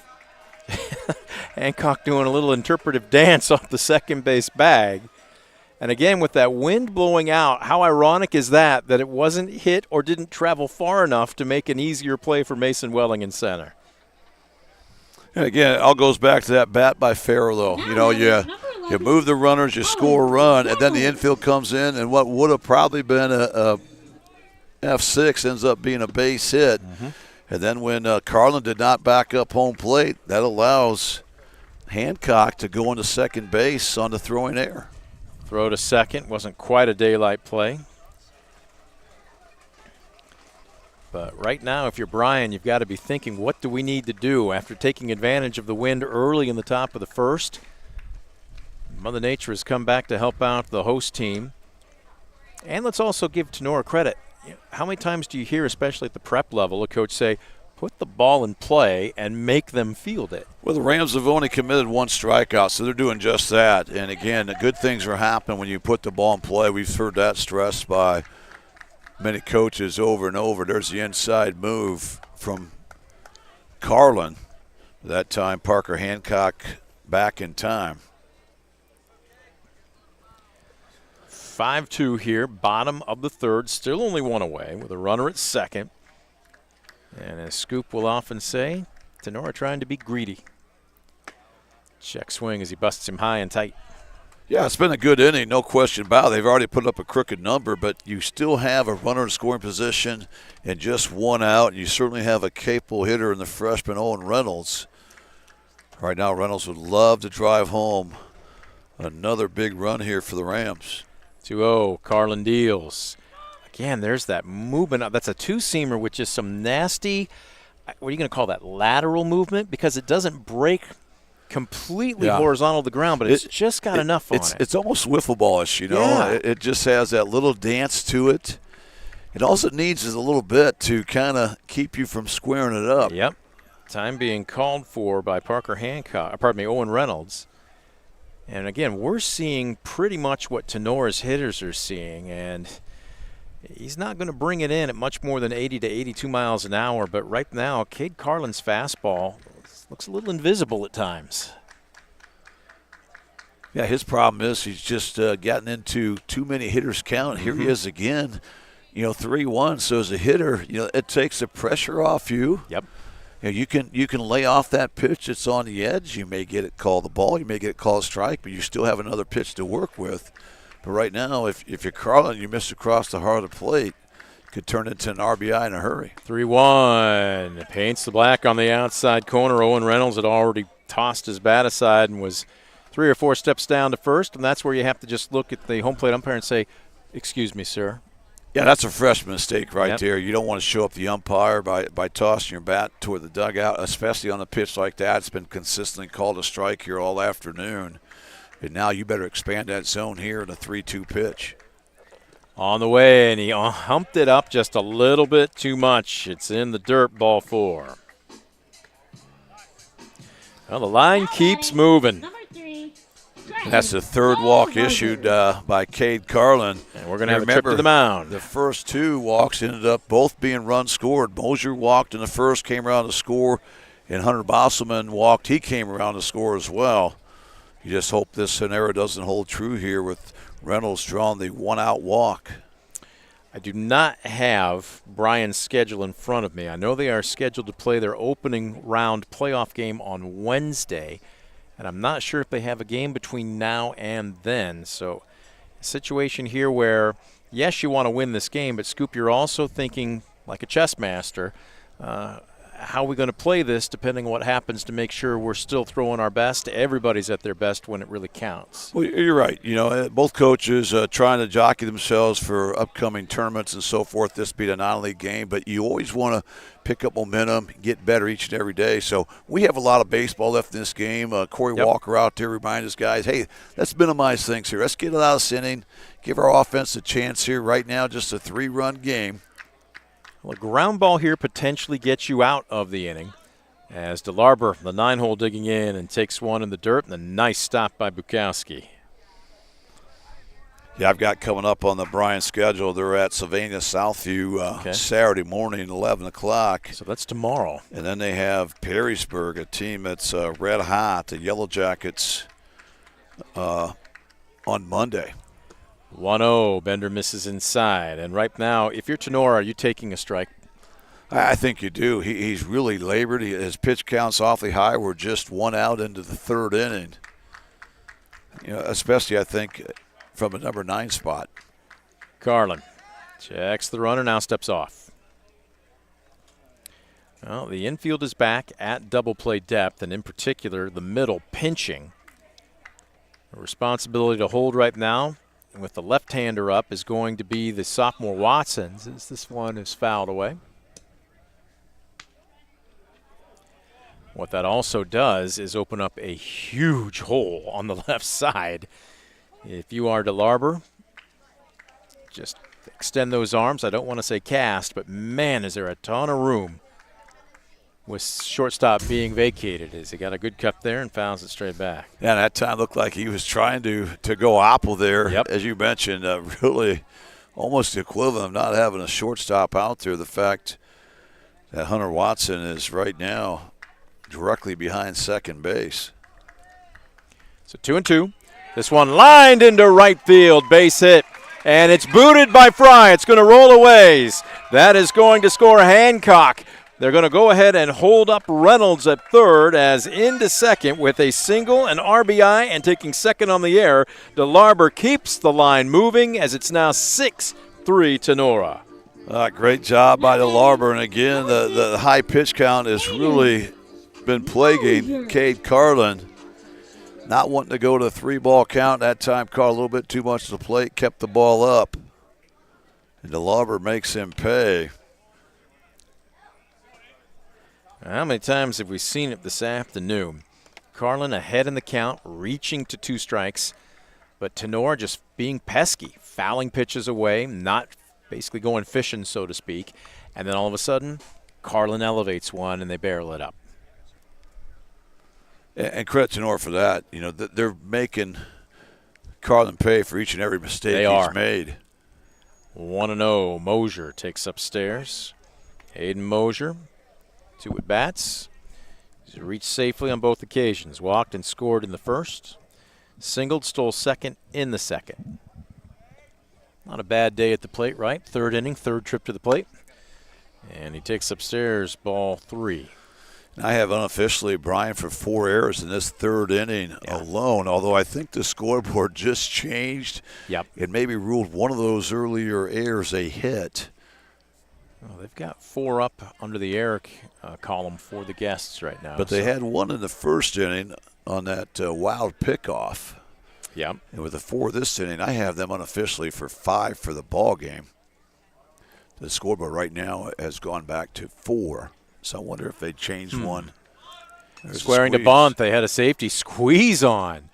Now, a lot of people would look at that and say, up 6-2 this early in the game, but at the same time, you're working on everything. And how many opportunities will you get to do something like this in-game if you're Tinora? Well, if you've watched Tinora over the years, especially with BR at the helm, this is part of their DNA. Absolutely. So this is how they manufacture runs. They've done that down at the state tournament. They've done that in league games. They do it in non-league games. So this one, a fly ball into center field, looking over, hauling it in. They're going to go ahead and send the runner. The play at the plate, not in time. Boy, that was bang, bang, and a head-first slide by Owen Reynolds just beats Bukowski's tag. What a great play by Mason Willing out in center field. That time he did everything right. He got behind the baseball, got a lot on that throw, a nice one-hopper.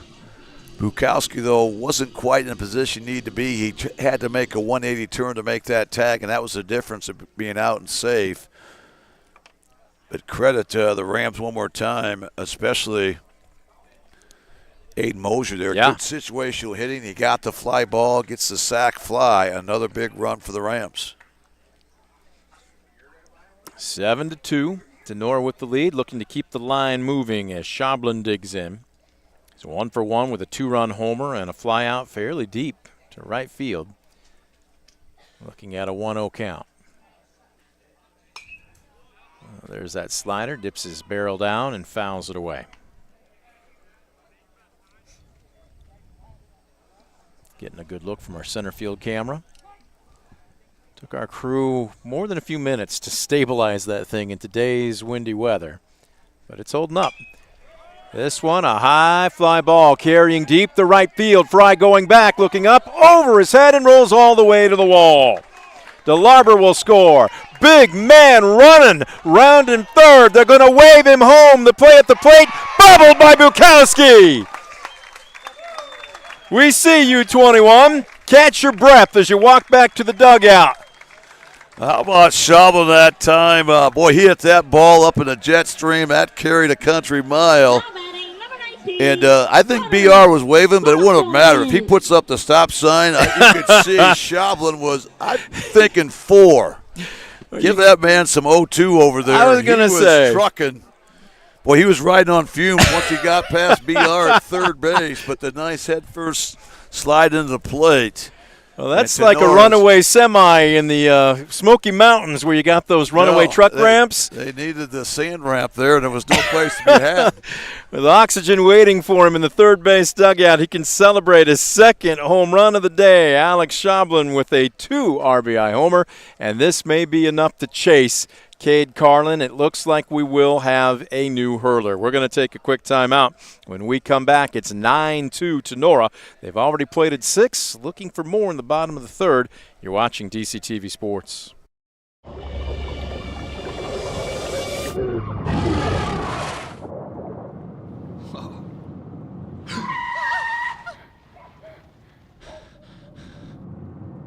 Eyes forward. Don't drive distracted.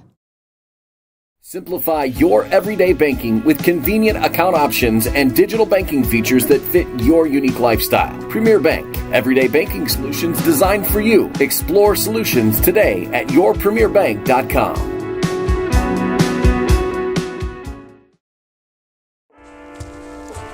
1 in 10 kids vape.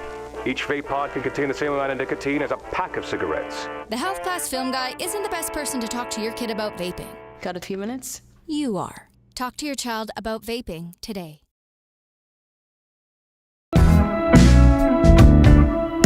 Visit Mark Moats Ford and check out some of the best new Ford models. Mark Moats Ford has been serving the Defiance community since 1916. Visit them today, County Road 424 in Defiance, and online at markmoatsford.com.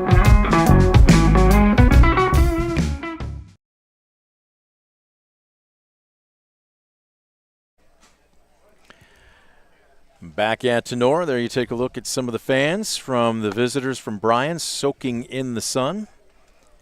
Brent Balbinot alongside Scoop Miller saying thank you for joining us. As our score right now, Tinora leading visiting Bryan 9-2, and with the inside the park 2 RBI homer by catcher Alex Schaubel. He has chased starter Cade Carlin. Jamison Longoria is going to be the new pitcher. Break down number 21 for us here, Scoop. Well, for Longoria, this will be his 7th appearance. He has 5 starts. This will be his second time out of the bullpen. He's gone 17 1/3 innings, allowed 23 hits. During that time, he's given up 14 earned runs. He's given up 8 walks, has 6 strikeouts, an ERA of 5.65. So he will deal to Hunter Bostelman. Takes a 1-0 pitch in the cellar. Bostelman on the afternoon, 0 for 1 with a walk and a run scored. He struck out swinging to end the second inning. Hard to believe that was just an inning ago. This one kind of slingshots. Popped up right side. That wind giving all kinds of problems. Blows it well back into play. And that's just a great job of concentration by Carter Dominic.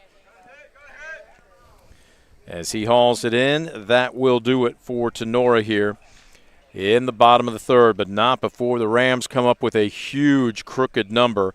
6 runs on 3 hits, and we've got 3 errors. We'll head to the top of the 4th. Golden Bears need some offense as they trail by 7. You're watching DCTV Sports. Proudly serving the area with the highest quality contracting services for nearly 100 years. Baker Schindler Company of Defiance and Paulding. 419-782-5080. Online at baker-schindler.com. For decades, I've taught you everything I know. But only you can prevent wildfires.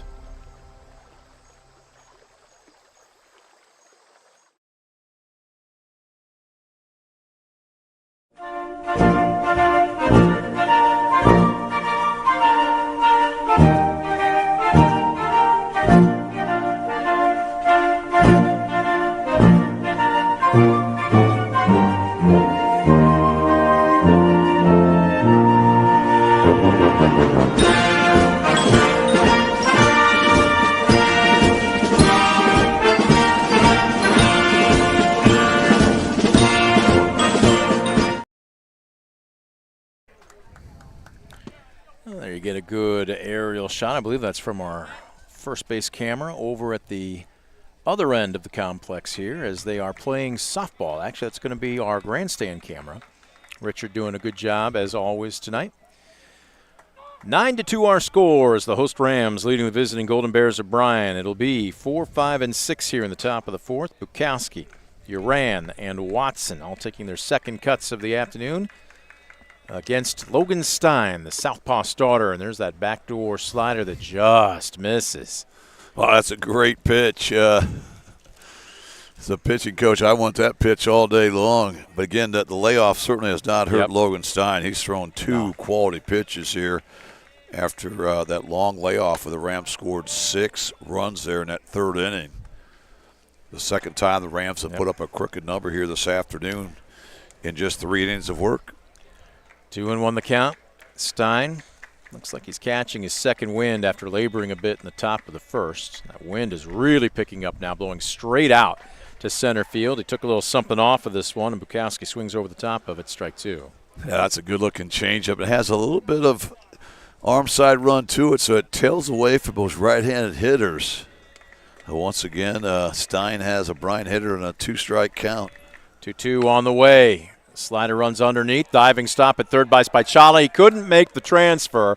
I'm not sure that he would have got him anyway. I don't know that you assume the out there. I think you go with an infield single. Yeah, that's a single all the way. I thought that was a great play that time by Adam Spicciala. Did all he could to get a glove on it. He knew the fact he had to lay out. He wasn't going to have any time to try to throw out Bukowski. But on the exchange, just couldn't quite get a good grip. But that'll go down as the infield single. And Bryan has something cooking here. Trying to put up an answer here after giving up 6 runs to the Rams in the bottom half of the third frame. So here's Uran digging in from the right side, 1 for 1. Had a very unorthodox 2 RBI single, the blooper that the wind blew back into fair territory in short right field back in the first. Scored the only 2 runs so far of the game for Bryan. 1-0, lefty-righty matchup. A little sidearm run that comes right underneath the fists of the right-hander, strike 1.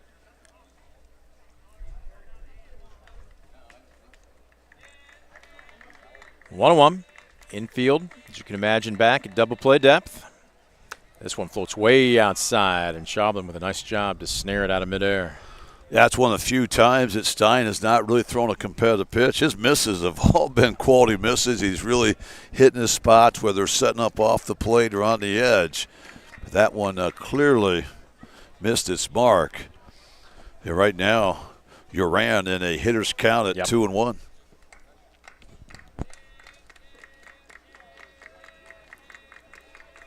Long look in. Stein misses high and tight, comes with the heat. Well, one of the few times this afternoon that Stein has got himself into a 3-ball count. We'll see if he can make a quality pitch here to get back in it. Big lumbering catcher Bukowski at first, inching slowly off the bag, and this one misses upstairs, ball 4. So runners at first and second with nobody out. Bryan trying to answer here in the top of the fourth. Yeah, this could be big. You still got a lot of baseball. Obviously, you don't like being behind 7 runs, but right now, try to find a way to just chip away. You know, you don't have to get all 7 here. You'd like to get something. And right now, a great opportunity to do it with first and second, no one out. Their freshman, Hunter Watson, a .242 hitter. Also a guy that hits very well with runners in scoring position, hitting at a .346 clip for the Golden Bears this season. So quick meeting on the mound here for Tinora. This is the first real threat for the Golden Bears since the first inning.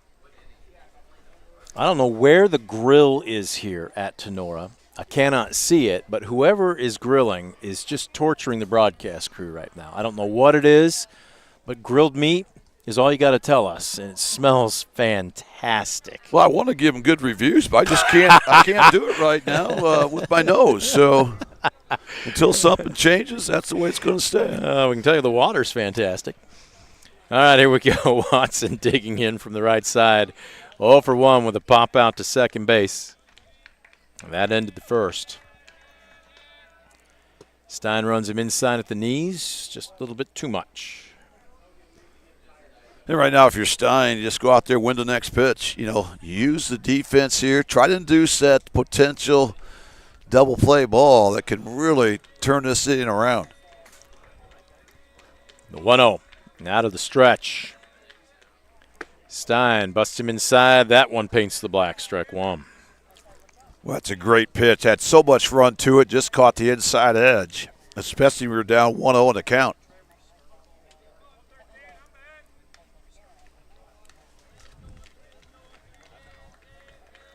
One and one. Stein checks the runner at first. He's not going anywhere right now with second base occupied. Tried to get me over on the outer corner there and makes the count 2-1. I'm looking at Stein. I'm wondering if he's trying to regain his form a little bit after that long layoff in the bottom of the last inning. Well, he looked good in those first two pitches, but since that time, he really has struggled. He's really not in command like he's been through the first 3 innings. The 2-1. Well, it's not uncommon when your teammates are stacking up runs and you have a long layoff like that, though. Sometimes you, as the pitchers used to say, ice up just a little bit. It takes you a while to get loose again. Yeah, that's why anytime we gave a crooked or we scored a crooked number, we'd send our guys down to the bullpen just to play catch, stay loose, because it is a big difference there sitting for 30, 35 minutes without throwing a pitch. Yeah, he's struggling right now. As this one's straight out of the strike zone. So an infield single and now back-to-back walks, and there is some motion now in the Tinora bullpen. I know Sean, our left field cameraman, working his way down there, so we'll keep an eye on that when he gets set up. We'll get you the number of the Ram hurler, but right now Logan Stein has worked his way into a jam. We'll see if he can work his way out of it. But with nobody out, there's no room to put Tucker Miller. Freshman digs in.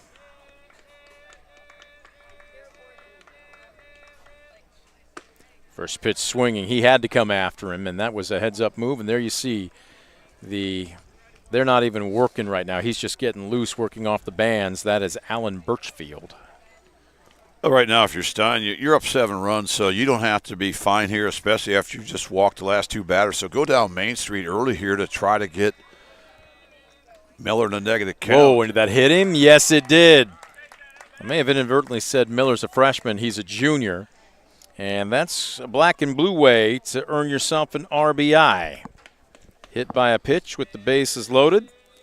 Lukowski will come home to score after legging out the infield single with the 3rd run of the afternoon for the Golden Bears. Yeah, right now, Tinora being their own worst enemy. After getting that big run support just a half inning to go, 3 consecutive freebies, the last one being an RBI hit batsman to Tucker Miller. And the Bears on the board looking for a bunch more here with the bases juiced, no one out. Here's Fry digging in from the left side, so we have a lefty-lefty matchup. In the dirt. Now, here's where, again, I think if you're Alex Schaublen, senior catcher, go out and have a chat with your pitcher. You've already had one visit to the mound here, and you've got the bullpen starting to get active but not throwing yet. This is where, again, maybe slow down the tempo, kind of try and mentally strengthen your pitcher a little bit. Oh, I totally agree. We saw the fact that Schaublen was losing it, 3 batters ago or so. So just go out there, buy a little time, give him some confidence there. And, again, let the situation help you. A ground ball could be 2. Any type of pop fly in the infield is going to be infield fly rule, so let the situation help you as much as you can. Stein looks in, the 1-1. Hits the outer third, strike 2. Look, if you're Fry, there's nothing you can do with that, right? Yeah, I mean, I'd still be pitching if I got that call right there. I mean, that was a nasty bender, but it ended up maybe in that right-handed batter's box. But if you're Stein, take advantage. The 1-2.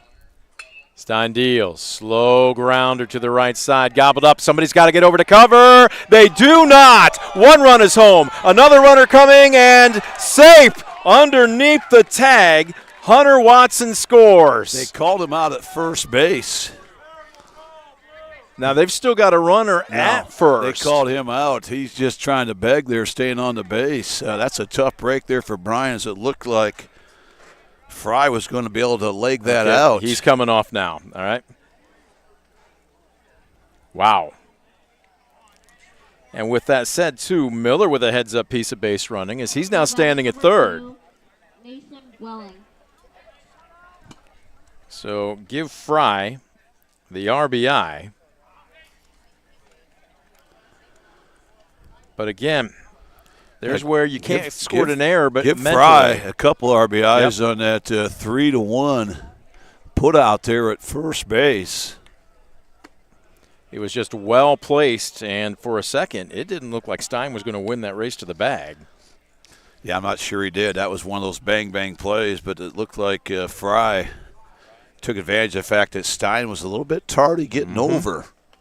Boy, that's a big play there to get that out. Well, 3 across here in the top of the 4th for Bryan, and all of a sudden we've got a new ball game at 9-5. Still only 1 out and a runner at third. Mason Welling's trying to bring home an RBI of his own. Welling hitting just a $191 on the season. He only has 2 RBI, and they've got a safety squeeze coming, and more like a suicide. The runner falls down, and Schaublen with more than a love tap. 2 down. Well, it was all or nothing as he was coming, and Welling couldn't get the bat on the ball. It was a low pitch, and Schaublen wins that rundown. Yeah, that time mistake by Bryan there. Looked like that was supposed to be just kind of a safety squeeze. You just come in, you wait till you see the down angle contact, and then you're off.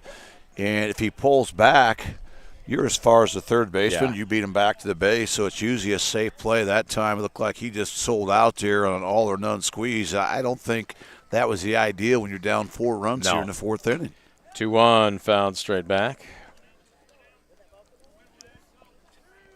Boy, if you're Bryan, again, not necessarily an error that you would mark down in your scorebook, but a mental error.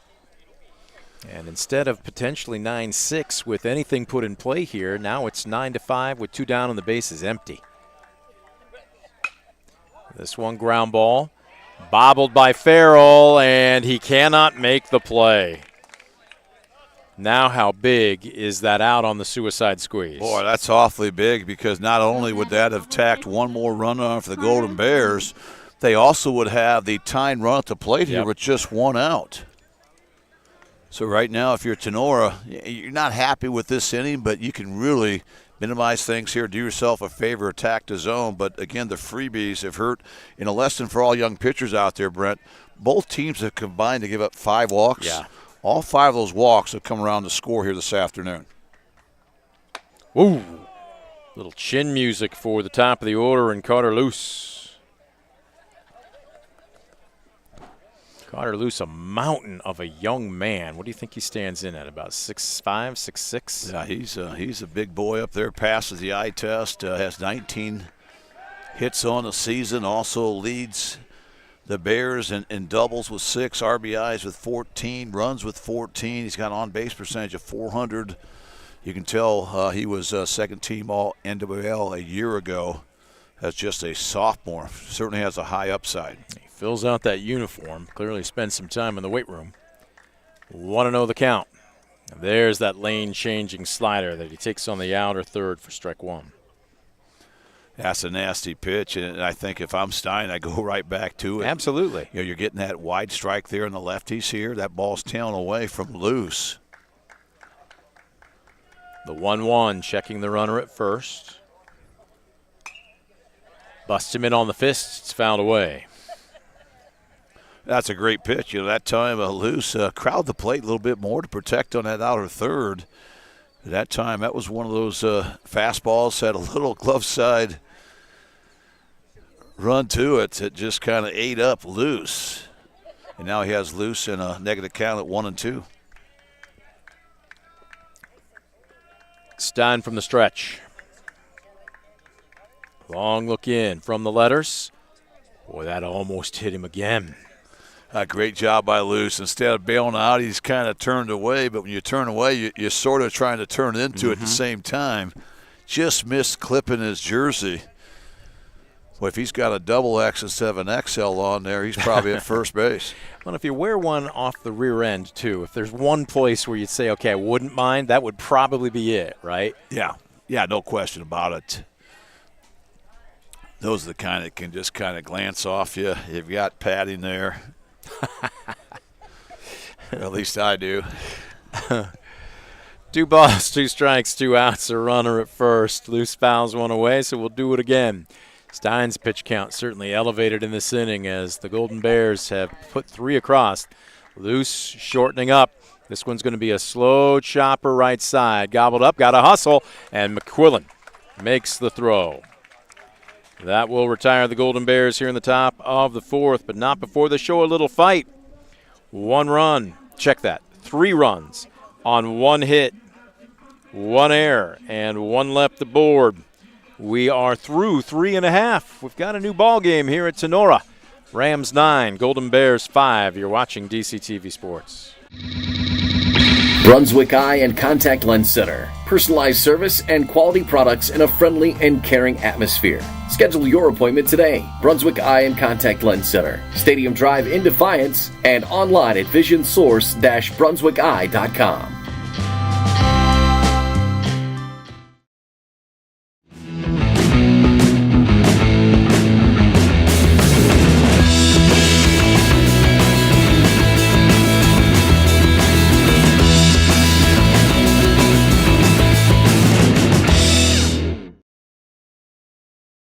In life, unexpected challenges can test us. If you've been seriously injured in a car accident, you deserve a team that understands. Because your story matters. Call Arthur Law Firm today. We'll fight for you every step of the way. Ohio is in a foster care crisis. Kids with real needs, medical, emotional, behavioral, are waiting for homes. Cornerstone Treatment Foster Care is looking for families ready to make a difference. You've thought about it, now it's time. Contact Cornerstone Treatment Foster Care today. Well, there we get a look across the complex here as Tinora and Ayersville softball were playing a game that's been twice delayed this season. And Ayersville knocks off Tinora 3-1. Now that's a conference, that's a GMC game, as the Pilots remaining unbeaten. And I'm going to assume that the Honey Badger, Kendra Walden, was throwing that one for Ayersville. But how about Tinora? That game coming after the opening round of their sectionals last night, and a tip of the cap to the Rams as the lower seed. They won, and they advanced to next week. So there you go. We anticipate having Ayersville softball's first playoff game next Wednesday. It would be against Leipzig at Tinora. Yeah, it'll be a good game against the Leipzig Vikings coming in. And that softball game between Ayersville and Tinora just went final. That was a game that decided the GMC race a year ago where the Rams pulled out a hard-fought win over the Pilots to secure the GMC softball title 1 season ago. This one fouled away. 1 ball and 2 strikes to Adam Spichala. I'm drawing a blank, and I apologize to Tenora's coaching staff. Their stud pitcher last year. She's playing at Tiffin now. Skylia, oh boy, I'm just drawing a blank. You got information at your fingertips. Matter of fact, Tiffin. Well, I can see her. I'm trying to draw a name here. Yeah, that's. But Tiffin qualified for the NCAA regionals this year. They didn't get out of them, but they hosted this year. It's a swing and a miss. Strike 3. Spichala down on a Premier Bank strikeout to open up the Tiffin 4th. Yeah, nice job by Longoria that time to get out a very dangerous hitter in Adam Spichala. Spichala, the lead Ram hitter this season, goes down swinging. A big first out for this Golden Bear defense. trying to get that shutdown inning after putting up 3 in the top half of the frame. First pitch bender just a bit wide to Mason McQuillan.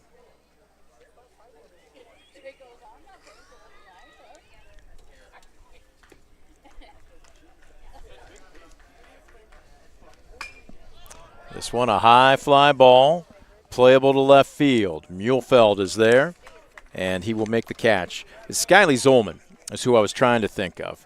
And she is actually not just pitching, but contributing to Tiffin this season as a freshman. Their season ended last week as they qualified for the NCAA regionals.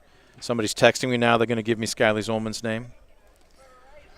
Well, if you watch Skylie play over the years, you knew she was going to be successful at the next level. I mean, she's kind of really been that good. She was nearly untouchable last year. Yeah, to go there and make her mark as a freshman for the Dragons, I think that speaks volumes. Yep. Well, they were one of 3 teams out of the GMAC to qualify for the NCAA regionals at the Division II level. Anytime you get a conference that gets more than 2, that's saying something about the strength of it. Hillsdale, Findlay, who won the regular season, and then Tiffin. Yeah, and if you're a freshman, if you're just on the roster, that says a bunch. But she's got a little bit of playing time. You know, she hasn't I think she's been used out of the bullpen 4 or 5 times. But, again, certainly – one you're going to hear about down the road. Oh, absolutely. Playing at a very good, solid D2 school. Just, we'll say, hour and 15 minutes down the road or so? 2-2, Bender gets 30. You did not have the headset on last night. I had to go solo. But speaking of former local standout prep pitchers, I will say this. Blonder hair, bluer eyes, fairer complexion. But we had Tegan Zipfel join us for a few innings last night in the Defiance win. And she said the same thing as this one misses downstairs, ball 4, so Farrell draws a 2-out walk. She said, I had to relearn how to pitch. She said, you know, basically with maybe a couple of exceptions against any opponent in high school, she goes, I was confident in anything I could throw that I could throw by them. She goes, that's not the case at the college level. No, and you can't take a play off at the number 9 hitter. You know, 1 through 9, those girls can leave the yard. Those girls are certainly solid playing at that next level. But that's a good point. You can make those mistakes in high school and get away with it at that next level. That's not the case. No. Parker Hancock will dig in. 1 aboard and 2 down. He's being told to tuck in his jersey. So he does. Longoria could not get the 1-2-3 frame. This one misses upstairs. Well, if it wasn't for the top half of this frame, Tinora would have been playing for the mercy rule. They were up 9-2, but Bryan's got some pride. They put a 3 spot up. And I've been impressed with Bryan, the fact the way they're trying to battle, because they've only had 3 hits. One was that kind of that bloop air wind-aided single, but yet they found a way on just 3 hits to score 5 runs. And certainly, as we know, this has not been Bryan's best day. They've committed multiple errors throughout this ball game, but yet just really 1 inning away from getting back in the thick of things. 1-1. This one falls off the table, and I'm not quite sure where that missed. That's a tough pitch right there. We've seen Longoria just missed at the top of the zone, and that one, I think, perhaps at the bottom of the zone, but awfully close competitive pitch. 2-1. Longoria deals, runner goes. This one a blooper into shallow center field. Not hesitating, rounding second. Farrell will dig for 3. He's ahead of the throw, and it scoots away. He gets up, and he's probably going to score. The throw off the mark, and what a job to take away the right hand as he just beats the tag from Bukowski. Heads up base running play by Hancock to take third base. Wow. Yeah, credit to Tinora just being ultra aggressive, and that time Bryan throwing the ball around a little bit. You know, Longoria really wasn't backing up where he needed to be. That's a common mistake. You see it at this level. you get too close to play. Once it gets by the third baseman, it gets by you. By the time he tracked it down, he made a strong throw home, and that was a bang-bang play. But that extra step or two he had to take to go get that baseball, the difference between an out call and a safe call, and Tinora with 2 outs and no one on, has found a way to plate another run. Answering back as they've now doubled up, Bryan, 10-5, Owen Reynolds. Trying to keep the line moving and bring home another run as Hancock's standing at third. This one well struck down the left field line. Manfield giving chase. It will get down. Rounding first, digging for 2. There'll be a play, and the relay is dropped by Miller. They would have had him dead to rights, but they couldn't come up with it cleanly. All right, there's been the story of the day for Bryan. A nice hit by the Rams. Solid throw to second base. They were going to nail Reynolds out, trying to stretch that into double, but the ball popped out of the glove. We saw that on a steal attempt where it looked like the Rams were going to get thrown out as well. Has not been Bryan's day, but credit to Rams. After 2 quick outs, no one on base, they put up another crooked number and now looking for more. So here's DeLarber digging in. Out of the 9 hole, he's 1 for 2 with an RBI and a run scored. Takes upstairs. Aiden Mosier, top of the order, standing on deck. If DeLarber could find a way aboard, it would be Mosier's 4th trip to the plate in 4 innings.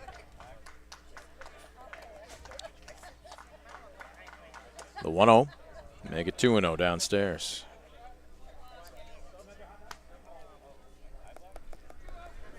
Well, I called a college baseball game yesterday where the leadoff man had batted 5 times in 6 innings. I thought that was pretty good.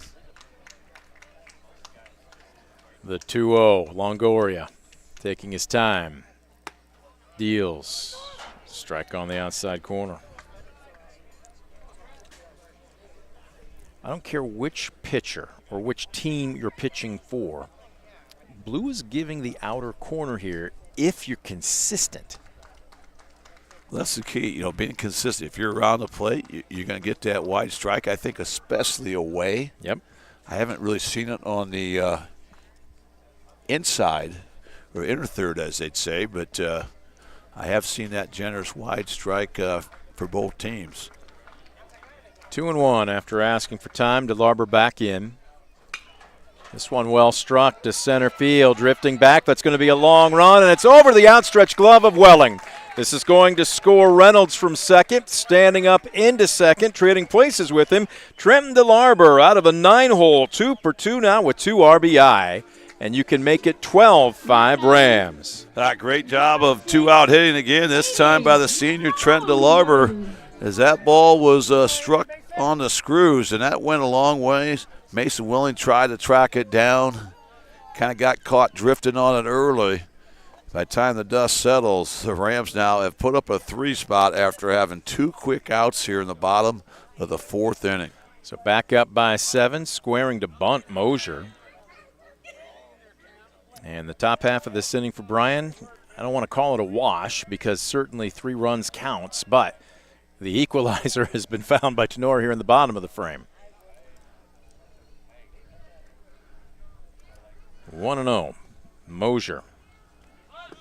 Looking for a hit. He's got himself an RBI sac fly. He's got himself a single, a stolen base.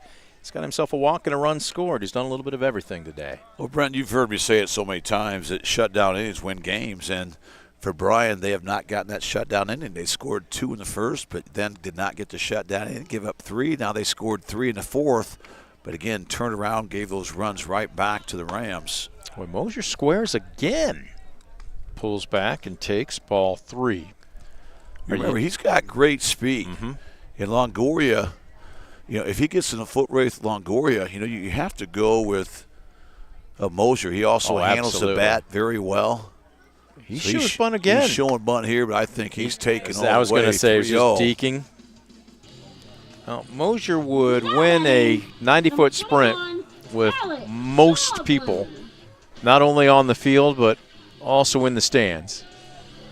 That's the 7th walk issued by both teams combined. And remember, the first 6 walks have all come around to score combined for both teams. Well, speaking of picking them up and laying them down, here's Alex Schoblin digging in from the right side.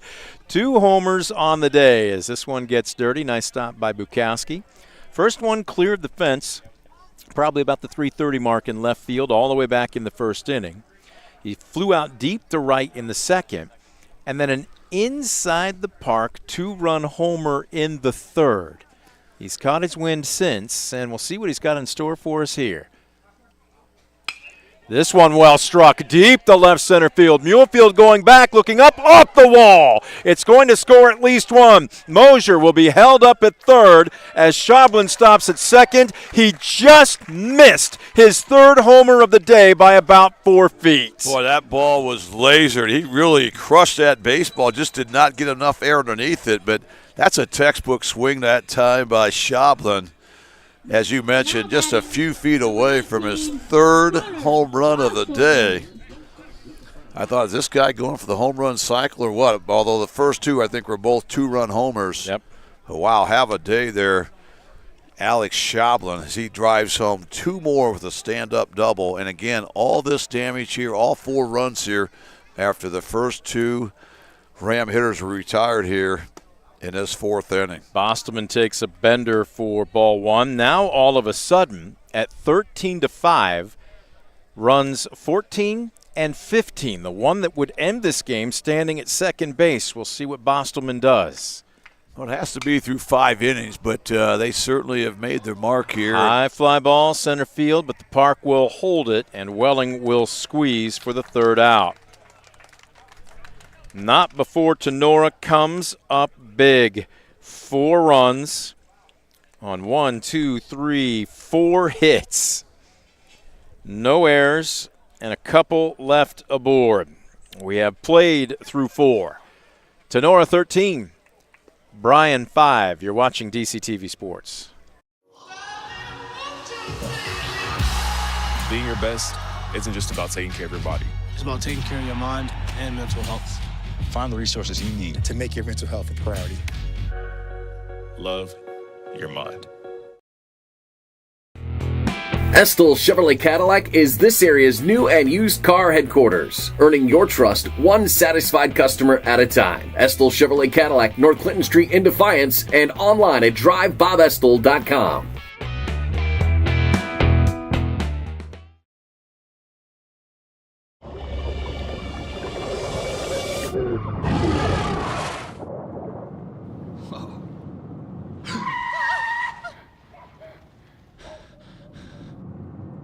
Eyes forward. Don't drive distracted. For the past 70 years, Midwest Community Federal Credit Union has been your financial partner, helping you achieve your dreams and secure your future. Midwest Community Federal Credit Union, with locations in Defiance, Bryan, and Napoleon. Find out more at midwestcommunity.org.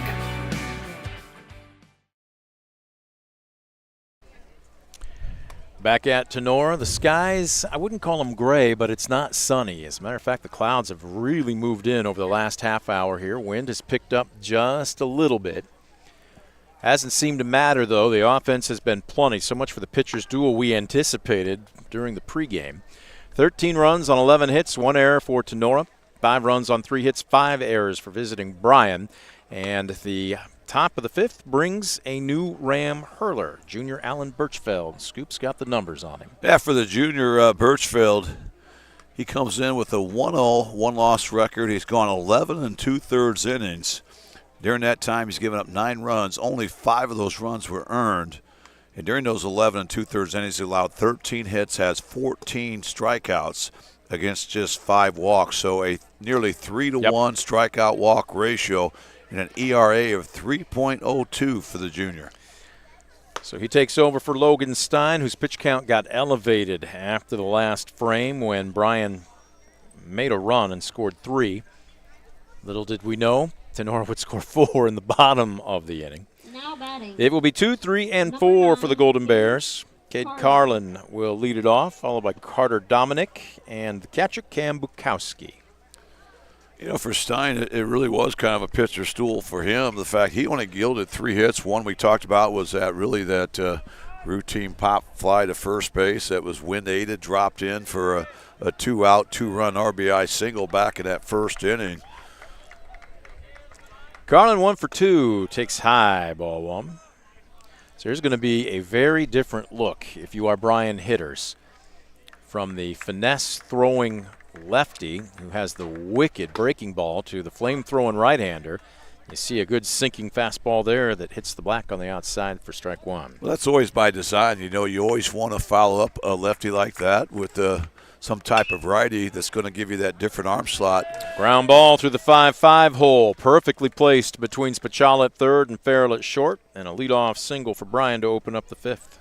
Well, that'll be the second hit of the afternoon for the junior Cade Cardinal. Nothing fancy, but a C&I single there through the 5 and 6 hole on that left side. And Bryan has her leadoff man on base here. Right now, the Bears looking at their largest deficit, trailing by 8 runs here as we get into the latter innings. Dominic 0 for 2, fouls a bender straight back. Good hustle by Uran. Picks up the foul ball, heads back into the dugout. Want to keep pace of play moving. Yeah, I remember Dominic, as we mentioned, the player of the year in the NWL a year ago. But I think word's kind of out of him. He likes to be an early guy. He will expand the zone at times. I think he swung at the first pitch in his first 3 at-bats here this afternoon. And there he looks at one upstairs to get back in the count at 1-1. Dominic struck out looking back in the first, grounded out to first in the third. Throw over, chases Carlin back.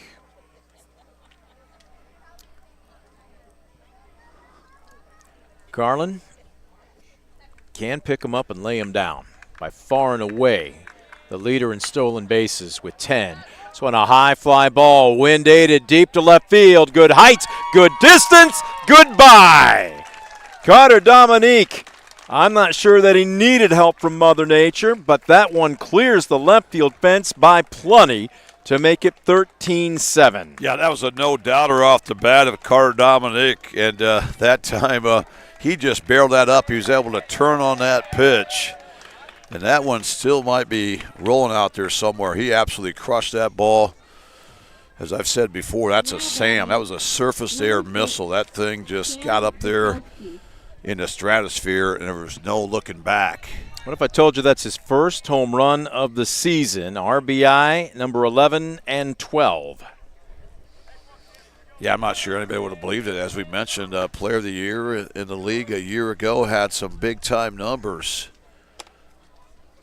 But the Golden Bears, after being the preseason pick to win the Northwest Ohio Athletic League, have struggled as they finished the conference slate at 3-4.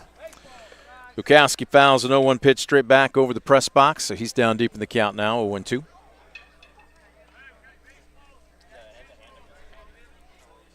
I think they're starting to run low on baseballs. I heard somebody yell out of the Bryan dugout. Anybody got some baseballs? Well, the home run ball is still rolling, so that one hasn't come back yet. That one might be at the local golf course by now, the way that thing was tagged. It got up there and left in a hurry. The 0-2, trying to nibble on the outside corner. Well, if the sample size for the first 2 hitters is any indication, Birchfield looks like he's going to work predominantly off of his fastball, and he works downhill. And he elevates this one, well struck into left field, but Mosier on his horse, and he cannot field it cleanly. He had it and almost maybe overran it, and that's got to be an error on the left fielder. Well, we talked about before the game, Brent, no such thing as a routine play up in the air this afternoon, and that ball looked like it was going to be caught. It looked like Moser was able to get back there in plenty of time. In fact, he had the leather on it, but it popped out.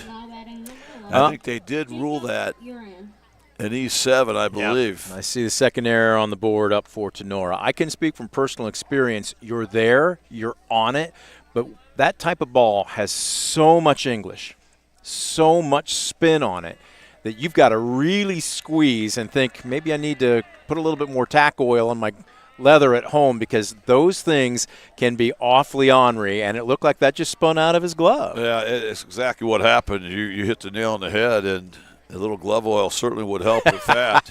But that was another high fastball that, credit Bryan, they were able to, when you get that pitch, you don't want to miss it. Dominic didn't miss it, and then Bukowski did not miss it as well. Ooh, that one swung and fouled off the home plate umpire's chest protector. And doing a little dance, checking out that left shoulder. And they're going to come in and make sure he's okay. He says yes. Our apologies, folks. We did not get to the crew before first pitch. We had the special ceremony for Coach Renelay. Normally I try and like to get the men in blue to give them credit. But well, these guys done a great job. I mean, again, you can't really thank these guys enough. Got a couple veterans out here that have had some big games, and we all know what a shortage we have as far as getting not just umpires but basketball officials, guys in stripes for the fall season as well. So we give kudos to these guys for being out here game in, game out. 1-1 upstairs. Show a class there, too, by Schaublen to walk the ball out to the pitcher to allow the home plate umpire a little extra time to try and gather his senses. It's a senior move. I mean, you want to be on a first-name basis if you're the catcher with that umpire behind you. You want to try to take care of him, respect him. And certainly Schaublen's done that. 1-2. Way back when I watched my teammates play college ball, I can't really remember the last time I actually took the field. But our coaches would tell our catchers, go initiate a conversation. Joke with them a little bit. I mean, something along the lines of, hey, my name's Brad Hoos. I'm going to be protecting you today. Nice to meet you. Well, that's something we practice. I mean, you want that to be a good conversation, and you have to, again, be on that first-name basis, have a good vocabulary. You never want the catcher to show them up. So, if we thought we were being squeezed, you don't just ask the catcher, hey, was that a strike? And he's going to yell, yeah, it was. I mean, that's not good bedside manners. So we always had a code word if the pitch was a strike, got called the ball, which happens. 3-2, swing and a miss. Boy, he rode the ladder on him, but Uran couldn't catch up with it. There's a Premier Bank strikeout for the first out here in the Bryan fifth. Number 13. Yeah, good sequence that time by Birchfield. Again, right now you're still pitched with the lead, so attack the zone. Don't allow the freebies right now. Force Bryan to earn everything from this juncture on. So here's Watson digging in from the right side. Golden Bears have responded with 2 runs in the top of the 5th after surrendering a 4 spot. There's the first true bender that I think we've seen Birchfield throw, and that was a beauty, and that completely froze Watson. It was. It not only had great movement on it, but it's perfect location. It started out in about waist high. It caught the plate, ends up right down there at the knees. Tough first pitch strike by Birchfield. 0-1 fastball on the outside corner. That's showing him his repertoire now. We'll see what he does here ahead in the count 0-2. So right now he's moving the ball around. He's gone inside. He's gone outside. And right now up to 0-2. We'll see if he maybe tries to ride the ladder right here and go upstairs with the fastball. Out of the stretch. He elevates. This one sounds like it's well struck, but the park will hold it. Reynolds makes the call, puts the leather to it. 2 down.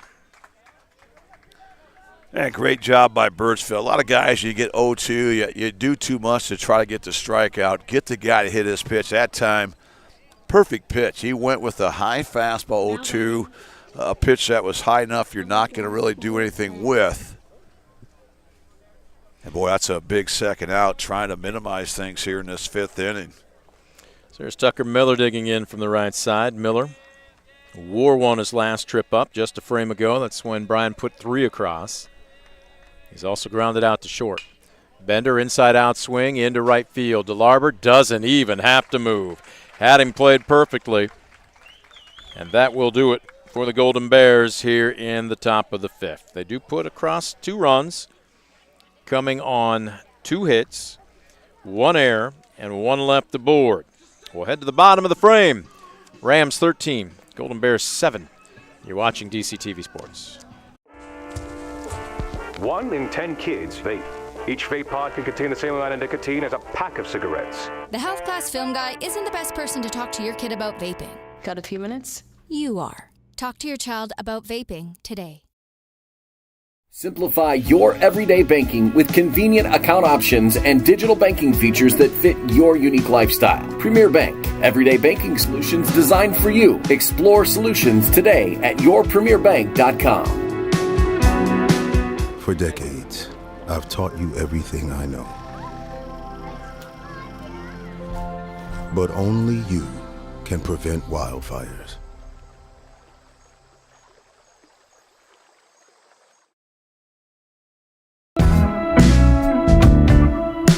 Visit Mark Moats Ford and check out some of the best new Ford models. Mark Moats Ford has been serving the Defiance community since 1916. Visit them today, County Road 424 in Defiance, and online at markmoatsford.com.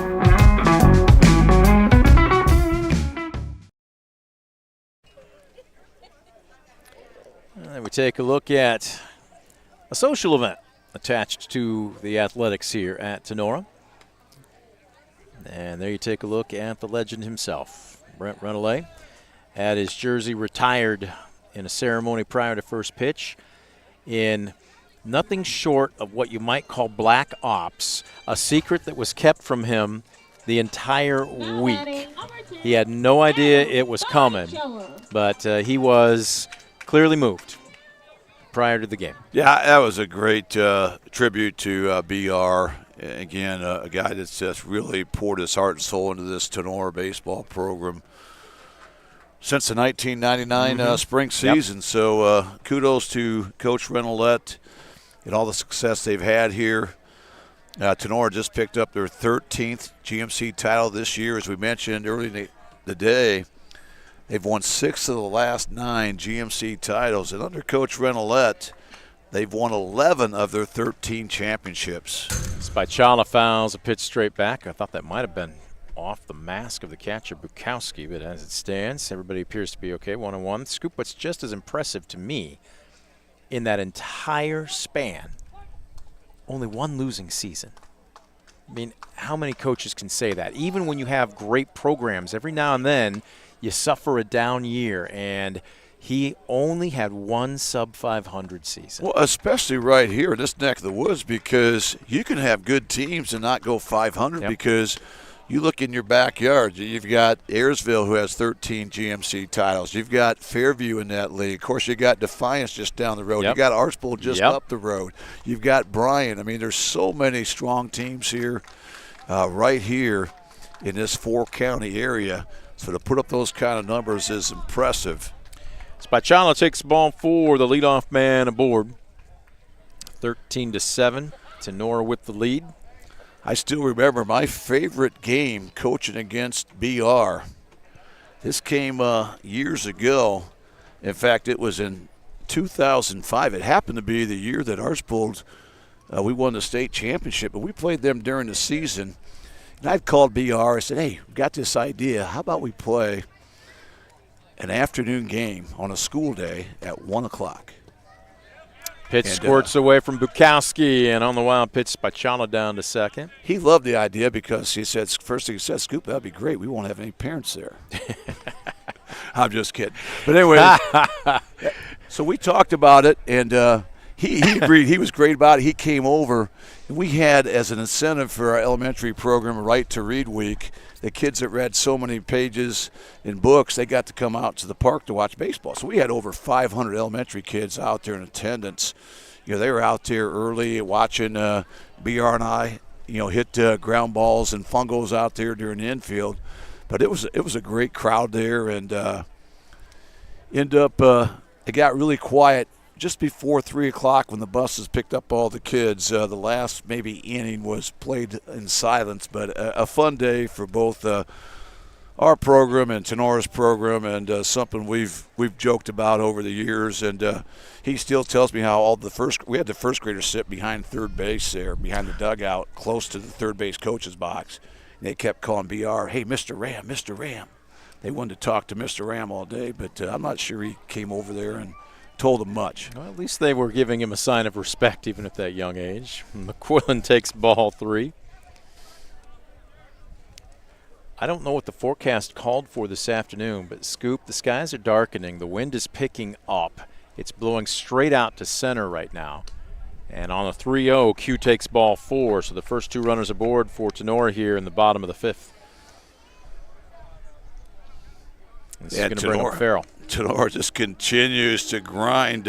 Bryan is yet to retire. The Rams. Coach Walker's coming out, and I think we may be seeing the second pitching change of the afternoon here for the Golden Bears. This is where you want to manage your staff. Again, you know that you've got a couple more games to go this weekend, but the one that really counts is going to be next Wednesday when you get into the first round of the sectionals. And we are going to have a pitching change. We'll take a quick timeout for this Arthur Law Firm call to the bullpen. Arthur Law Firm, passionate, professional, personal. Learn more at arthurlawfirm.com. We'll give you the name and the stats on the new Golden Bear hurler right after this. It's 13-7. Tinora with the lead. Nobody down. A pair aboard. Here in the bottom of the 5th, you're watching DCTV Sports. Proudly serving the area with the highest quality contracting services for nearly 100 years. Baker Schindler Company of Defiance and Paulding. 419-782-5080. Online at baker-schindler.com.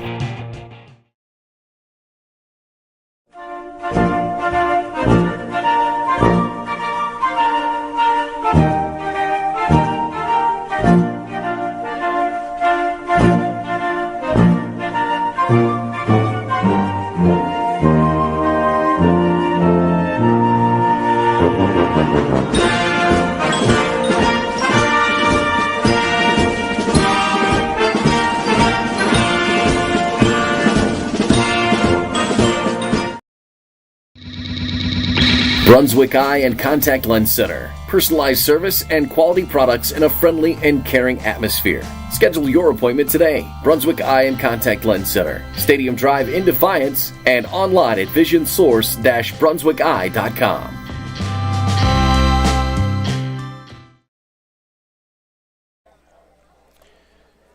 Oh, there you go. It's an open green field. He doesn't look like he wants to do a whole lot of running, though. He's saying, "Oh, don't bother me. I want to check out the Arthur Law Firm call to the bullpen and get the stats on the new Bryan hurler from Brent and Scoop." And that new hurler is Elijah Fry. So he comes in from right field, the senior, finishing his warm-ups. We don't have stats on him, so he's not in the top 5 unless you've got something on a different stat sheet there. No, I don't. I've just been watching him throw his 8 warm-up pitches, and looks like he's going to be maybe curveball heavy. And again, certainly understand Coach Corey Walker's predicament right now. You're down 6, you're late innings, you've got bigger things ahead. You're trying to get the pieces in order where you want to set up your pitching for the upcoming tournament next week. So right now, just try to maybe get another arm in there, find a way to get out of this inning. But right now, Fry will inherit runners at first and second. No one out here in the home half of inning 5. The new right fielder, since Fry's coming in, is Hunter Muhlfeld. So Muhlfeld moves from left to right. And I'm going to see if I can't get a number in left. This is usually what happens. You get musical chairs. At second base. As this one popped up into shallow right field, coming on and off the glove of Muhlfeld. Everybody's going to be safe, and that's a tough road to hoe for the base runners because you've got to hold to see if that ball's going to be caught. But Spachala sprints into third, Q into second, and the bases are loaded. Yeah, it's going to be another bloop single. You know, with 2 outs, that usually scores a run. The fact that that was one of those 50-50 balls they had to hold up. Great effort by Muhlfeld, who quickly gets greeted as he switches from left field to right field. Just can't quite come up with it. Had a little leather on the baseball. Going to end up being the 12th hit of the afternoon for the Rams, and now they have the bases juiced. Well, right now, a chance here. Up 13-7. This is your potential winning run. Correct. Right here at the plate with the 10-run rule in effect after 5 innings. 1-0 the count. Short of a grand slam, if you're Parker Hancock, you just want to keep the line moving. As our new left fielder is going to be Mason Welling. So there's your center fielder to left. And I'll check and see if I can't get the number on the new center fielder.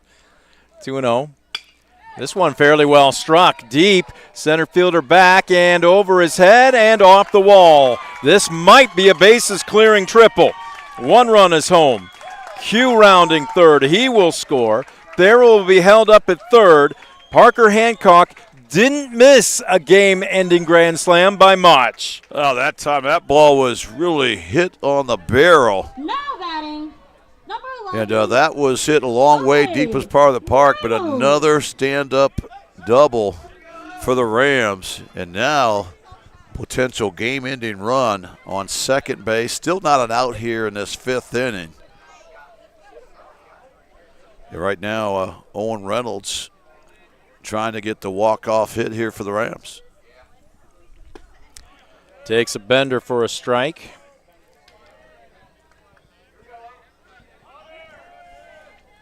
I just cannot get a number on the center fielder. My apologies to the Bryan faithful. As he walks in, he's got his jersey top tucked in pretty tight, too. They keep their numbers in the lower right-hand corner. Well, that's a knuckler. Check that out. Tim Wakefield would be proud. It breaks out of the zone, though, 1-1. Holy cow. Yeah, you're going to need an exercise catcher's mitt to catch that ball the way it was dancing. Go to the big mitt.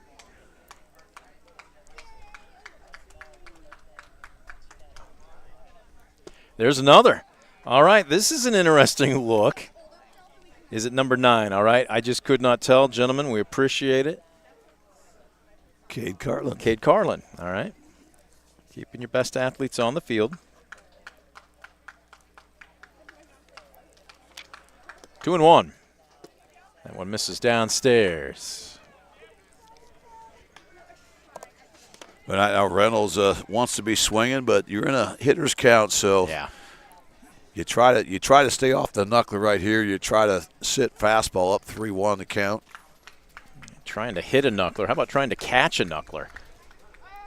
Bukowski has his work cut out for him. Right now with the infield in, just try to hit something hard on the ground up the middle, which could bring home runs 16 and 17 to secure the 10-run rule victory.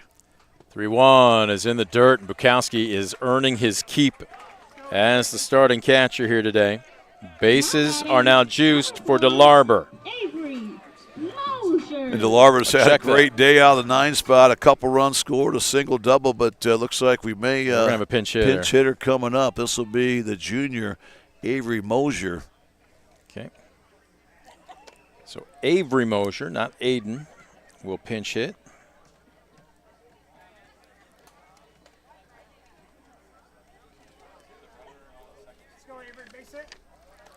Avery Mosier, let's take a peek at him here. Let's find some stats for you, young man.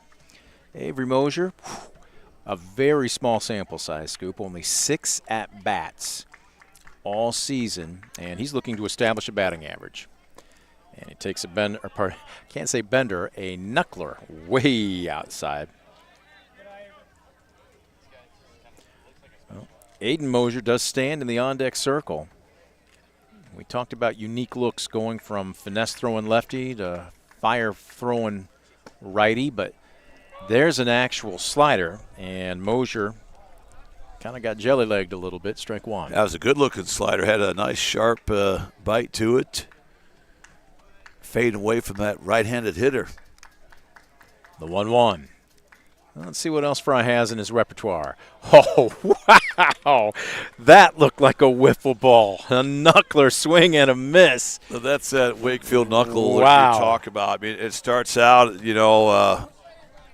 at the letters, and it just kind of falls off a table. Wow. Not sure how Bukowski was able to catch that baseball. That is dirty. He brings another. I mean, we can see the seams fat from here behind home plate. That thing is wicked. It's moving so much, it's going to be nearly impossible to control. How he's going to find the zone when that thing is dancing like that. Makes it awfully tough. But right now, 2-2 count. You would think you might see another one right here. Right now, if you're Mosier, protect, and a great bucket stop by Bukowski. Count's now full. I would love to talk to him to see how he's throwing that because, again, I remember I'm going to date myself, but knowing you being the aficionado, early win way back in the 50s, the old knuckleballer. I've got a lot of baseball cards of early win. But I remember watching an instructional video from him as this one misses downstairs, ball 4. And it's not that you have to throw off your knuckles. He used to do fingertips. And he basically gave an instructional video as the run comes home here with the bases loaded. Farrell scores. So it's now 16-7 as everybody advances one station. But he said you press hard. Basically, you spike the ball and you push instead of releasing and spinning. And he goes, that should give you, if you do it right, the same action as a knuckleball. But it's just so difficult to do. Very few guys can do it. So here's Aiden Mosier. He's sitting knuckler and fouls one away. Well, that time he got one that really broke right across the heart of the plate, about belt high. So he had a whack at it, did not get cheated. Well, the next run for Tinora ends this ball game with nobody out and the bases juiced. This one, a chopper up the middle, ranging over is Watson. He freezes, throws to first. They'll get the out, but the run scores, and that will do it. Yeah, he wanted to come home, but he realized they had no play at all. The ball game's going to be over, so he just threw over to first base. Does that go down as a 6-3 put out, but also an RBI? And with and that, the game winner. A 10-run rule victory for the Rams here as they improved to 16-4 on the season. And just what a year for the Rams. as that happens, Scoop, I'm beginning to feel a few light sprinkles. So with that said, what we're going to do is take a quick timeout. We'll be back with our Mark Moats Ford stat summary and the Brunswick Eye and Contact Lens Center postgame show. Final score, Tinora 17, Bryan 7. You're watching DCTV Sports.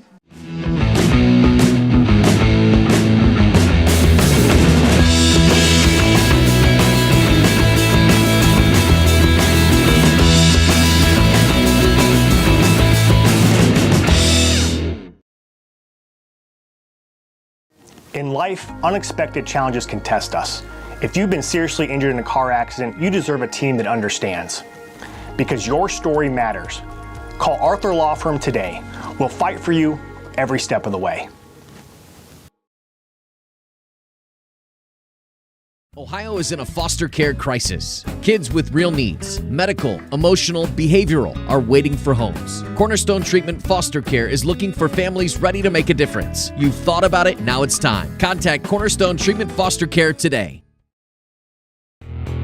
Estill Chevrolet Cadillac is this area's new and used car headquarters, earning your trust one satisfied customer at a time. Estill Chevrolet Cadillac, North Clinton Street in Defiance, and online at drivebobestill.com.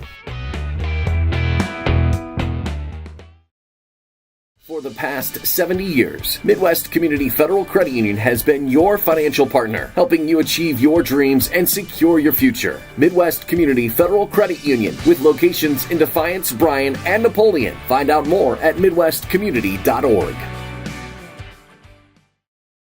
Simplify your everyday banking with convenient account options and digital banking features that fit your unique lifestyle. Premier Bank, everyday banking solutions designed for you. Explore solutions today at yourpremierbank.com.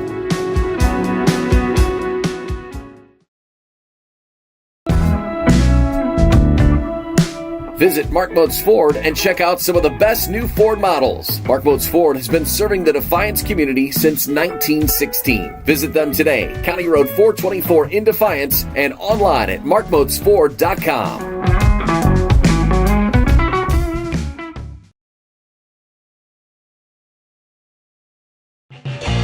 Proudly serving the area with the highest quality contracting services for nearly 100 years. Baker Schindler Company of Defiance and Paulding. 419-782-5080. Online at baker-schindler.com.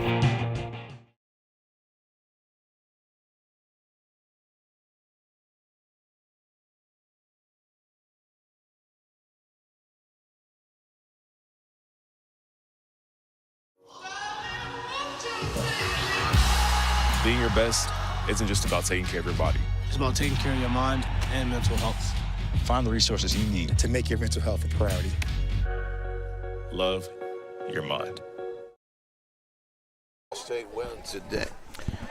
And there you take a look. After a 17-7 win, you do your wind sprints. You get the pump up from the coaches.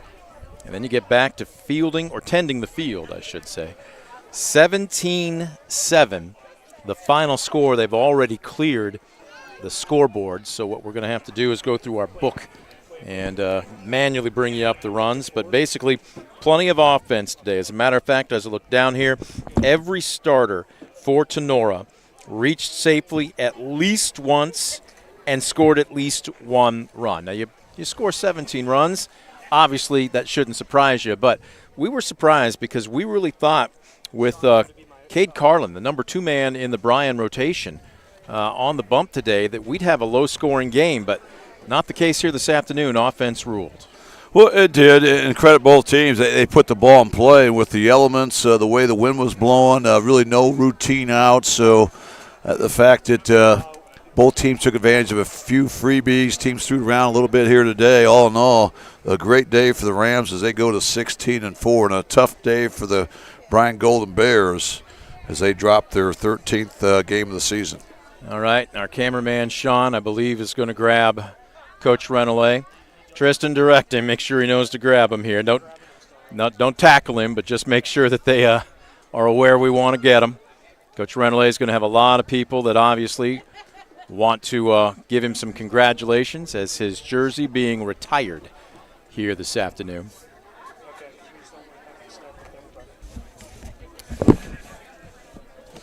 Schablin doing a tremendous job here this afternoon as he went 3 for 3 with 2 home runs, a double, and a fly out deep to right field. And not just that, his presence behind the dish also is going to keep teams running games in check. It's going to keep the double play in order, an integral part of this Tinora defense. But again, what a stellar day for Schablin. Well, let's also talk, too, about the bullpen. And in particular, Logan Stein got a good start to the game. Pitch count got a little bit elevated, but a nice job by Alan Birchfield to come on in relief. He got tagged up a little bit, but, man, it just didn't seem to matter as Tinora offensively had an answer every single inning. They did. I was so impressed. They really did a great job of staying locked in. They did not expand the zone. They did not chase pitches. They did such a great job of forcing the Bears to throw it across the plate. And when you get that pitch across the plate, you don't want to miss it. And more times than not, the Rams did not. They really squared up a lot of baseballs today. As we mentioned, that young man right there, 2 home runs to go to 3 home runs on the season. And one inside the Parker. That was the interesting picking him up one, and laying him down. The second one, they were not going to put the brakes on him. And you could see he could smell it by the time he got near second base. He just put it in overdrive and finished it off with an impressive head-first slide at home plate. And with the win, again, Tinora. There you see Alex Birchfield. We anticipate getting him. Tristan, direct Sean to bring him to us. Have him bring him to us. He's getting plenty of FaceTime. We want to have him put on a headset. So have him walk him down this way, and we'll try and get Coach Renelay as well. We're going to take a quick timeout. We are back with more of the Brunswick Eye and Contact Lens Center postgame show. You're watching DCTV Sports.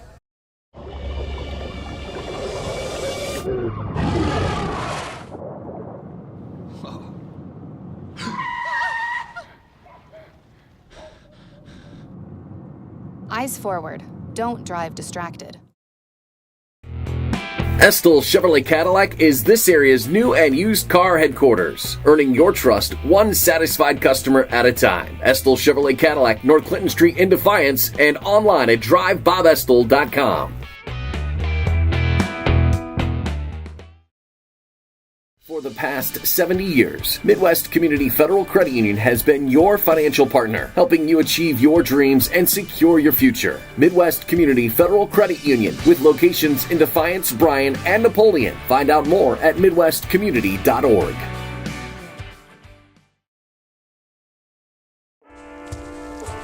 One in 10 kids vape. Each vape pod can contain the same amount of nicotine as a pack of cigarettes. The health class film guy isn't the best person to talk to your kid about vaping. Got a few minutes? You are. Talk to your child about vaping today.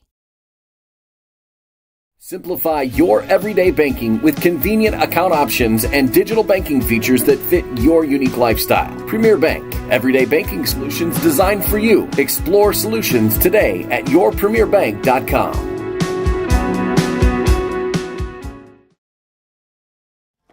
For decades, I've taught you everything I know. But only you can prevent wildfires.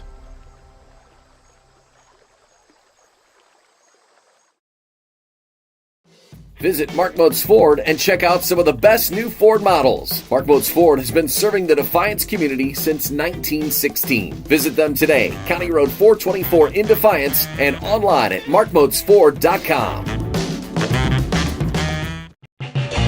Proudly serving the area with the highest quality contracting services for nearly 100 years. Baker Schindler Company of Defiance and Paulding, 419-782-5080. Online at baker-schindler.com.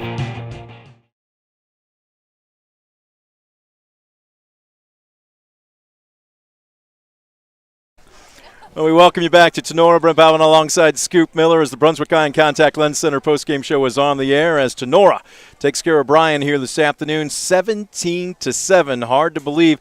Does it still feel normal here, guys, with the postseason this year being bumped back by a week? Normally this time of year, we'd be talking about sectionals and districts. Have you even thought about that? Does it seem a little bit different this year, or is it who cares, whoever's up on the schedule? Oh, I think a little different because we're still a week away, and like you said, normally we could be done by. Yeah. Usually Bryan's one of our last games, and we got 2 tomorrow and 1 Monday and 1 Tuesday, so we got 4 more games left. What's your mindset? What's your approach going into that? I know you and I have talked about this before, and it's not how you start.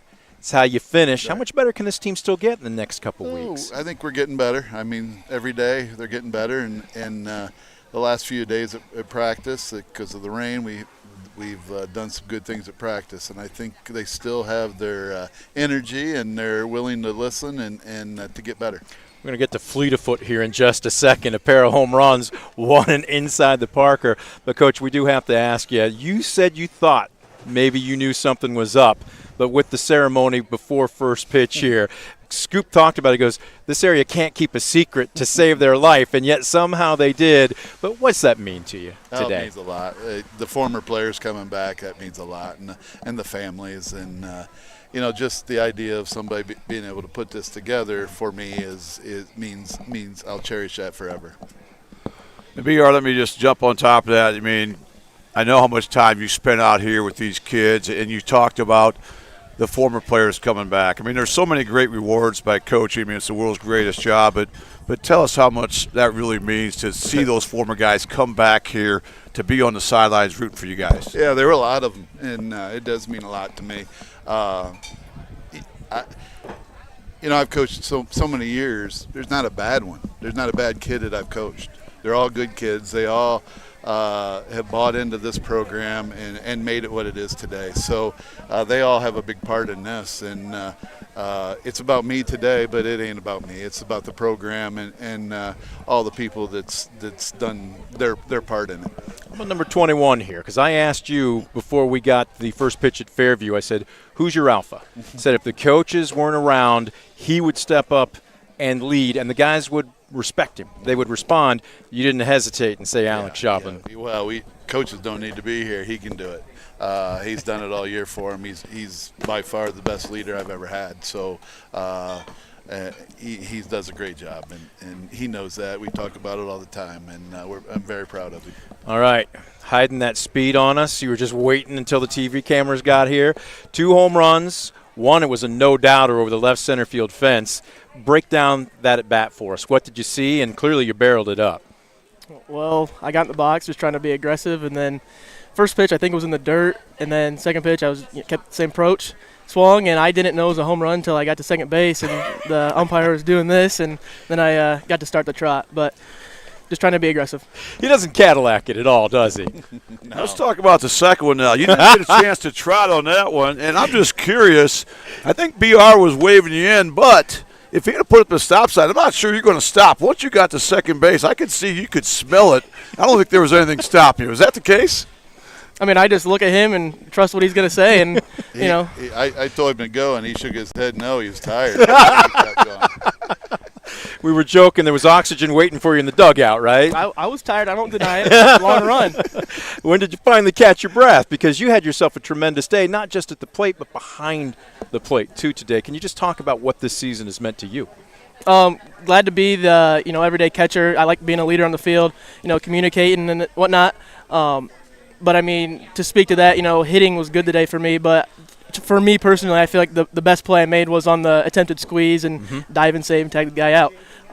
Saved us a run in a big spot where they had some momentum. Yeah, you play the game very physical. You got to be a dog to be a catcher. I mean, you're going to have sore thumbs, knees that pop. You're never going to feel 100%. What advice would you give to youngsters that might be interested in playing that position? I mean, you got to love it. I think, honestly, anyone can do it. I mean, biggest thing, you got to catch the ball. Second thing, throwing the ball and, blocking the ball. But, I mean, it's really just a mindset. Nothing's going to touch the backstop, and even with nobody on or in warm-ups, I try to, stay true to that. Nice. And talk about the rivalry here between you and Bryan. I mean, you guys, I know you've won 3 of the last 4, I think, since COVID, but a great program here. You guys in the backyard. You guys have had, both teams have had so much success. What does these type of rivalries do to help build your program, Brent? Well, we know that when we play Bryan or like we play Archibald tomorrow, we know it's going to be a good game, good program, and they do things right. And we're going to have to play well to beat them, and we know that every year. So that's why we schedule them. I mean, that's why we schedule what we do at the end of the year, so we face some good teams at the end of the year that hopefully gets us ready for the tournament. Coach, again, it's one thing, and we've talked about this, every coach will tell you, in most cases, there might be 1 or 2 guys in an order where okay, we've got outs here. Not to say that you get sloppy or careless, but I'm looking at 1 through 9. Yeah. Everybody that stepped to the plate today got either 1 hit, scored at least 1 run, or had at least 1 RBI, and I'm looking at 7, 8, and 9. Hancock's 3 for 3 with 3 runs scored and 3 RBI. Reynolds 1 for 2 with 2 runs scored.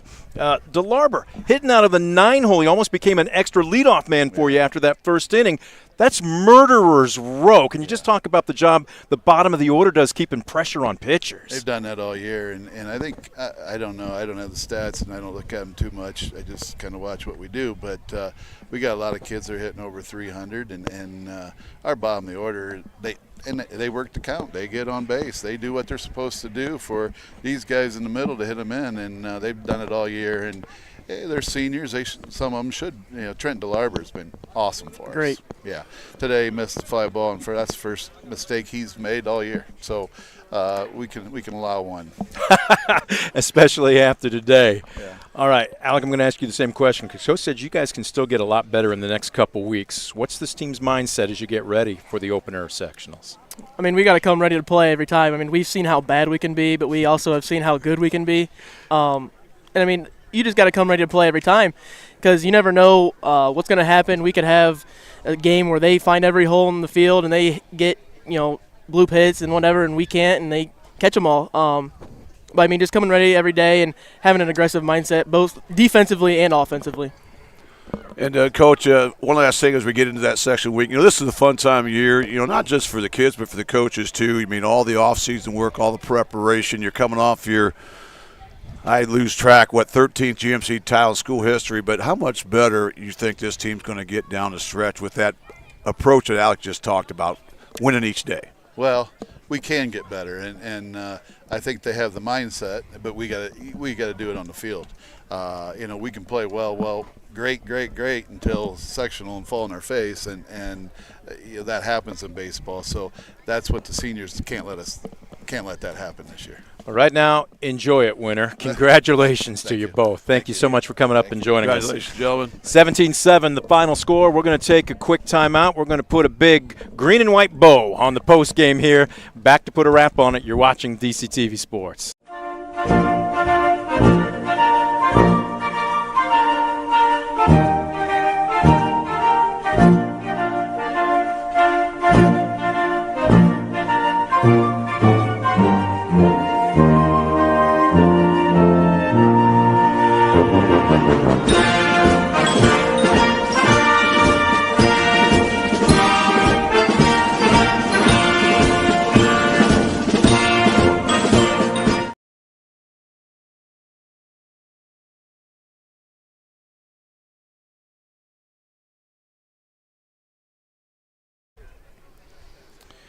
Well, the scoreboard is turned off, but just a few minutes ago it showed fireworks as Tinora 10 runs, Bryan in just an offensive slugfest here this afternoon. Final score 17-7. No rest for the weary as both teams have still 2 and 3 games, I believe, respectively, between now and their sectional openers. But Scoop, as we just heard Coach Renoulet, who after 29 years, and there we see him still taking pictures out on the field, having his jersey retired, still another day to practice is another opportunity to get better. Right, and that's the mindset. And I was impressed with not just, of course, BR, but talking with Alec there, the fact that, wow, you talk about a brilliant young man. There's a guy, you can see the focus, you can see that leadership. And, I see a future coach. Yeah, absolutely. And there's a guy that understands that baseball is baseball. So as good as you look today, tomorrow it may not bounce your way. But I think the point he was trying to make was when you come prepared each and every day, let the chips fall where they may, and more times than not, it's going to work in your favor. And certainly what a special day here at Tinora for the Rams. You mentioned honoring longtime coach Brent Renoulet, retiring his jersey here before the game in a special ceremony. Then how about the Rams coming out there and really lighting up the scoreboard? We saw a little bit of everything. Boy, they scored runs in bunches. They started early, and they ended the day in just 5 innings work, 17 runs on a ton of hits, a couple of home runs, just an all-around team win for the Rams. But they're going to enjoy this one, but they know they got to go right back to tomorrow, face a very good Highschool team. As both those guys mentioned, our goal is to get better tomorrow. So they took a big step today.